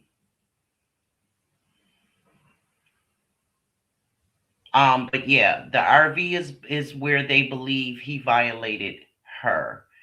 And that 13-year-old could have too. I don't understand what you mean, Tina. The 13-year-old could have what too? I don't understand what y'all saying. He already knew what he was going to do. Yes, I believe he came to that conclusion at the house when he was when he was refusing to bring the 13-year-old. I believe that's why. So I guess that's what you mean, Tina, when you say the 13-year-old could have went. Right, the 13-year-old, yeah, could have went with it. Absolutely. Yes, he knew, Patrice. I believe he did.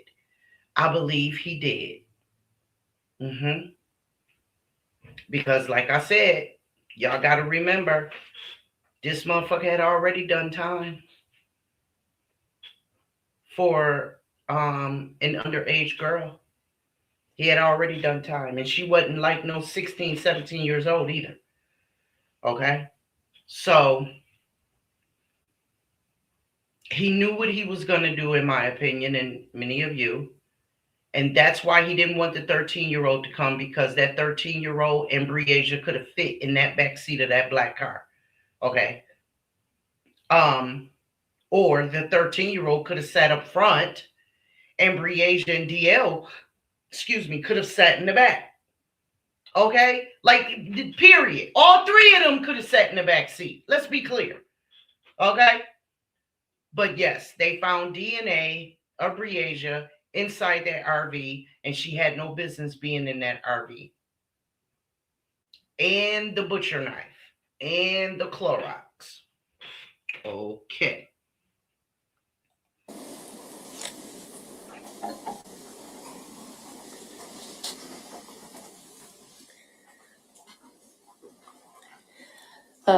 Did he describe the individual that he saw with the vehicle that night? He said it was a black male. And he didn't mention anybody else that was there. Just that fella. So he just indicated it was a black male. Right.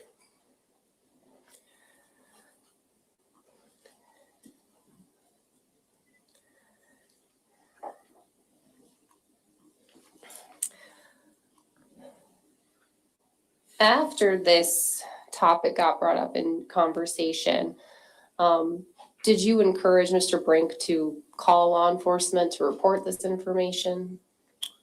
Yeah, I said that they're looking for people that have information or have seen this car to call I think it was the Davenport Police Department, or it could have been the Clinton County. I don't recall which. And was that something you encouraged him to do? Yes. And to your knowledge, did he follow through with that? Yeah, I think he did.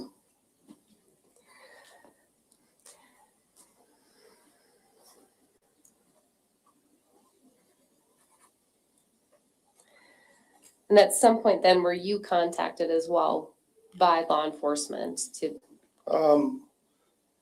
Yeah, it was a while before they contacted me because we were up in Wisconsin, and the Davenport Police Department, I think, called me. And I didn't know at the time it was them because I didn't recognize the number, so I never answered it. And then when I got back home, they called again and left a message on my phone that time, so then I called them back. and when you were able to make contact with them, did you relay the same information that you've shared here today with us? Yeah, I did. Right, thank you. I don't have any further questions. Mr. Waters? Mr. Adams? Yes. Right? So essentially what you've testified to is that you and Mr. Brink were having. Good morning, I'm Brittany Dobbins. And I'm Danielle Davis. We have a special report for you this morning. Now, we are moments away from the judge delivering a verdict in Henry Jenkins' murder trial. Our news crew is at. Before we proceed, I'm going to request that there be no outbursts during these proceedings this morning. It's conducted, and they acted appropriately with the respect of the court. And I can't tell you how much I appreciate it. But I will not tolerate any outbursts as I read any of the courtrooms within the courthouse today that do not conduct themselves appropriately. I have instructed the bailiffs and the law personnel present to remove those individuals. I know many have questioned why I did not make a decision immediately. And so I thought it was really important that I explain that to everyone. Under Iowa law, the court in a bench trial is to read that verdict. I could simply read the verdict and file my written decision. I've chosen not to do that today. I think this case, due to the crime involved, is very important and very, I find that it's appropriate that I read the entire decision today.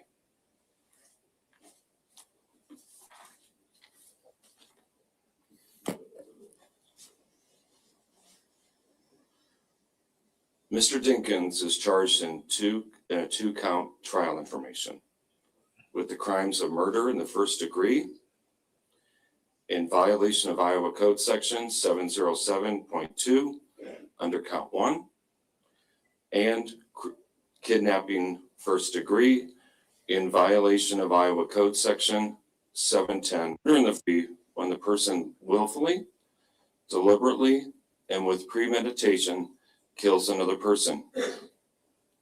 Murder in the first degree is a Class A felony. Kidnapping is defined as when a person either confines a person or removes a person from one place to another. We know he was found guilty. All rise. District Court of Iowa is in session. The Honorable Judge Latham presiding. You may be seated.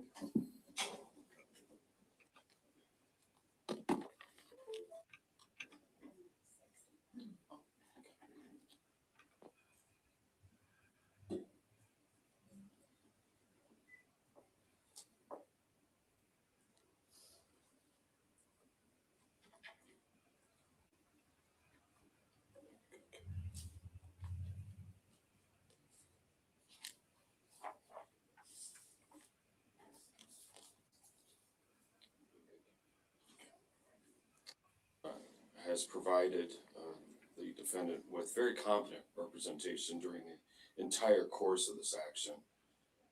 Actually, the attorneys representing the defendant in this proceeding and in this trial, his last counsel, are very competent. We're very zealous in the representation. The court made its decision based on all the evidence that was presented in this case.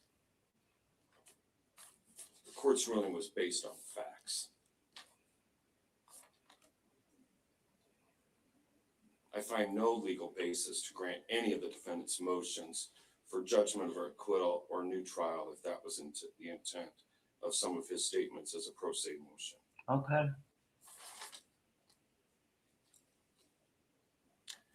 Because the defendant was found guilty of 2 Class A felonies, this court has no discretion on what the sentence shall be imposed. Rather, life imprisonment is mandatory. The court notes, however, that the defendant has an adult criminal record dating back to 1989. This history, coupled with the horrific nature of these offenses against his own child's sister, requires that this defendant be removed from society for the protection of society. This sentence provides for both punishment and for protection of the community. You're a Mr. Dickens, monster. it's unconscionable that you would take such actions to murder a 10-year-old child who was entrusted to your care. It's very clear to this court that you have no conscience or remorse for your actions. You blatantly lied about trying to find Breasia. You took no legitimate actions to find her. You knew exactly where she was. Due to your extensive criminal history and the fact that you removed Breasia from the place that you were authorized to care for her, and then take Breasia to a dark, deserted area in the country and shoot her in such a horrific manner, supports the finding that the sentences to be imposed on both counts 1 and 2 shall be served consecutively. That's right. Mr. Dinkins, pursuant to this court's finding you guilty on September 15th of 2023 of murder in the first degree in violation of Iowa Code Section 707.1, paren 1, paren A, and as provided by Sections 902.1, it is the judgment and sentence of this court that you be committed to the custody of the Iowa Department of Corrections for the rest of your natural life without the possibility of parole. Pursuant to this court's finding you guilty on September 15th, 2023 of kidnapping in the first degree in violation of Iowa Code Section 710.2 and as provided by Iowa Code Section 902.1, it is the judgment and sentence of this court that you be committed to the custody of the Iowa Department of Corrections for the rest of your natural life without the possibility of parole. DNA sampling will be required. Each of these counts will be served consecutive to one another for the reasons stated earlier. The Iowa Medical and Classification Center is designated as a reception center to which you shall be delivered by the sheriff. Pursuant to Iowa Code Section 910.3B1 and paren 1, you are ordered to pay to the heirs of Breasia. That is what I call justice. That is what Jarvis Butts should have gotten. That's what Jarvis should have gotten. That right there. That is what Jarvis Butts should have gotten. Not no goddamn plea deal, nothing like that. Period. Period, point blank.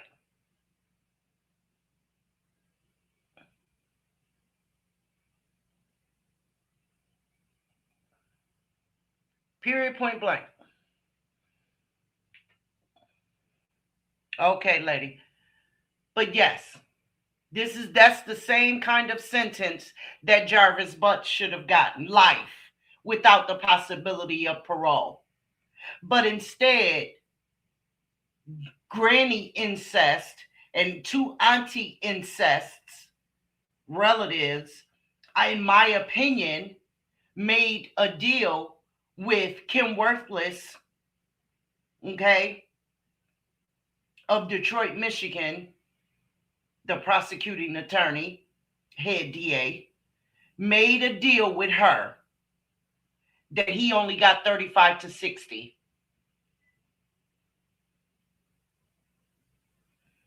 You're welcome, Tina. She says, Sean B, thank you so much. I know it was short notice, and I appreciate you. Yes, girl. And as soon as we got off the phone, I came to my computer and I said, I am about to learn how to share my screen.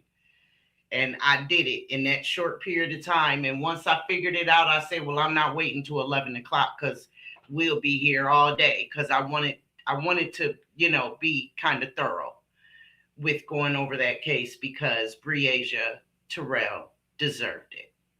And yes, you are right, Patrice. Exactly. Poor Breasia. May she rest in love.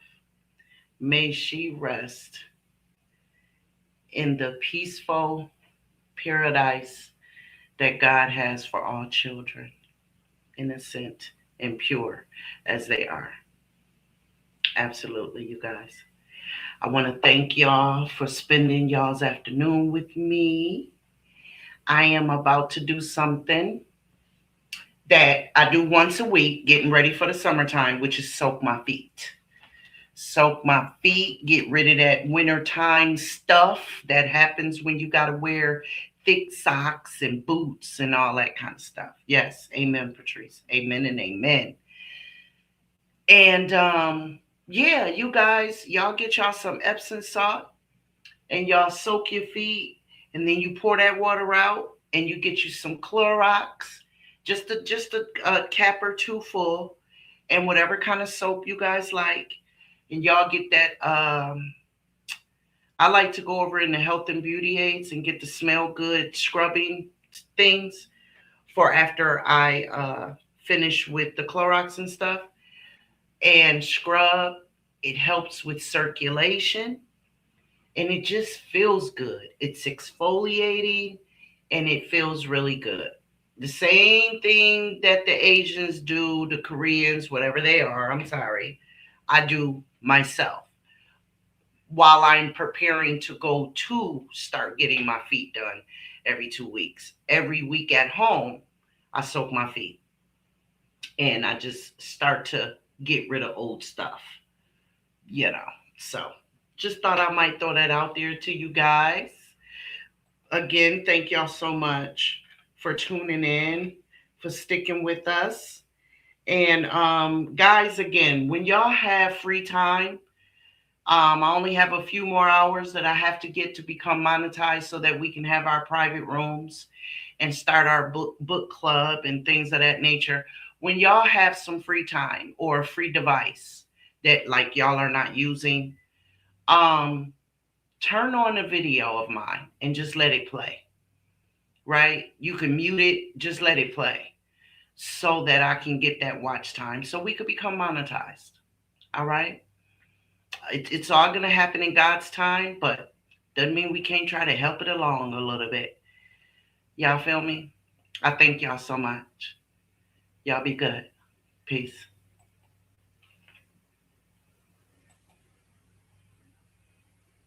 Why ain't my song coming on?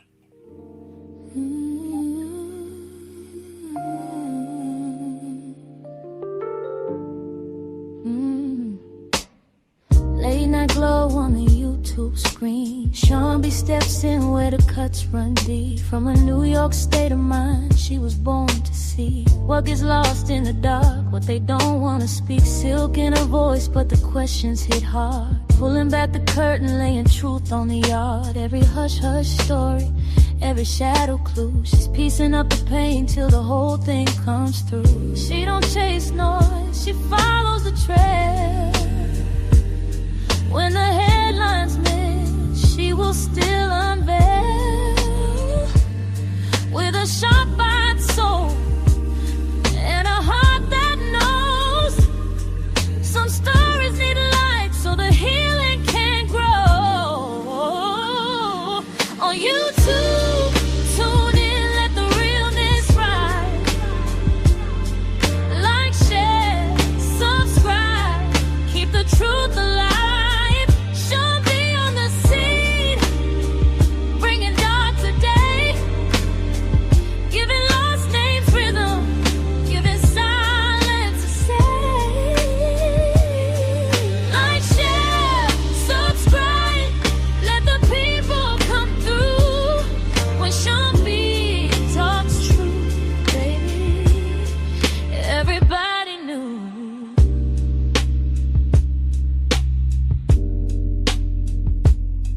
For the tears unseen and the cries turn low, she be lifting up the weight that the world let go. Every fact she finds got a purpose and pulse. Every case she touches makes the silence convulse.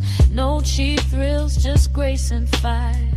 Taking buried details higher and higher, where the whispers get drowned and the weak get missed. She's a soulful reminder they still exist. She can feel when the story ain't sitting right. So she walks through the dark just to bring back light. With that grown woman glow and infinite flare, she's reaching for the truth, 'cause it's waiting there.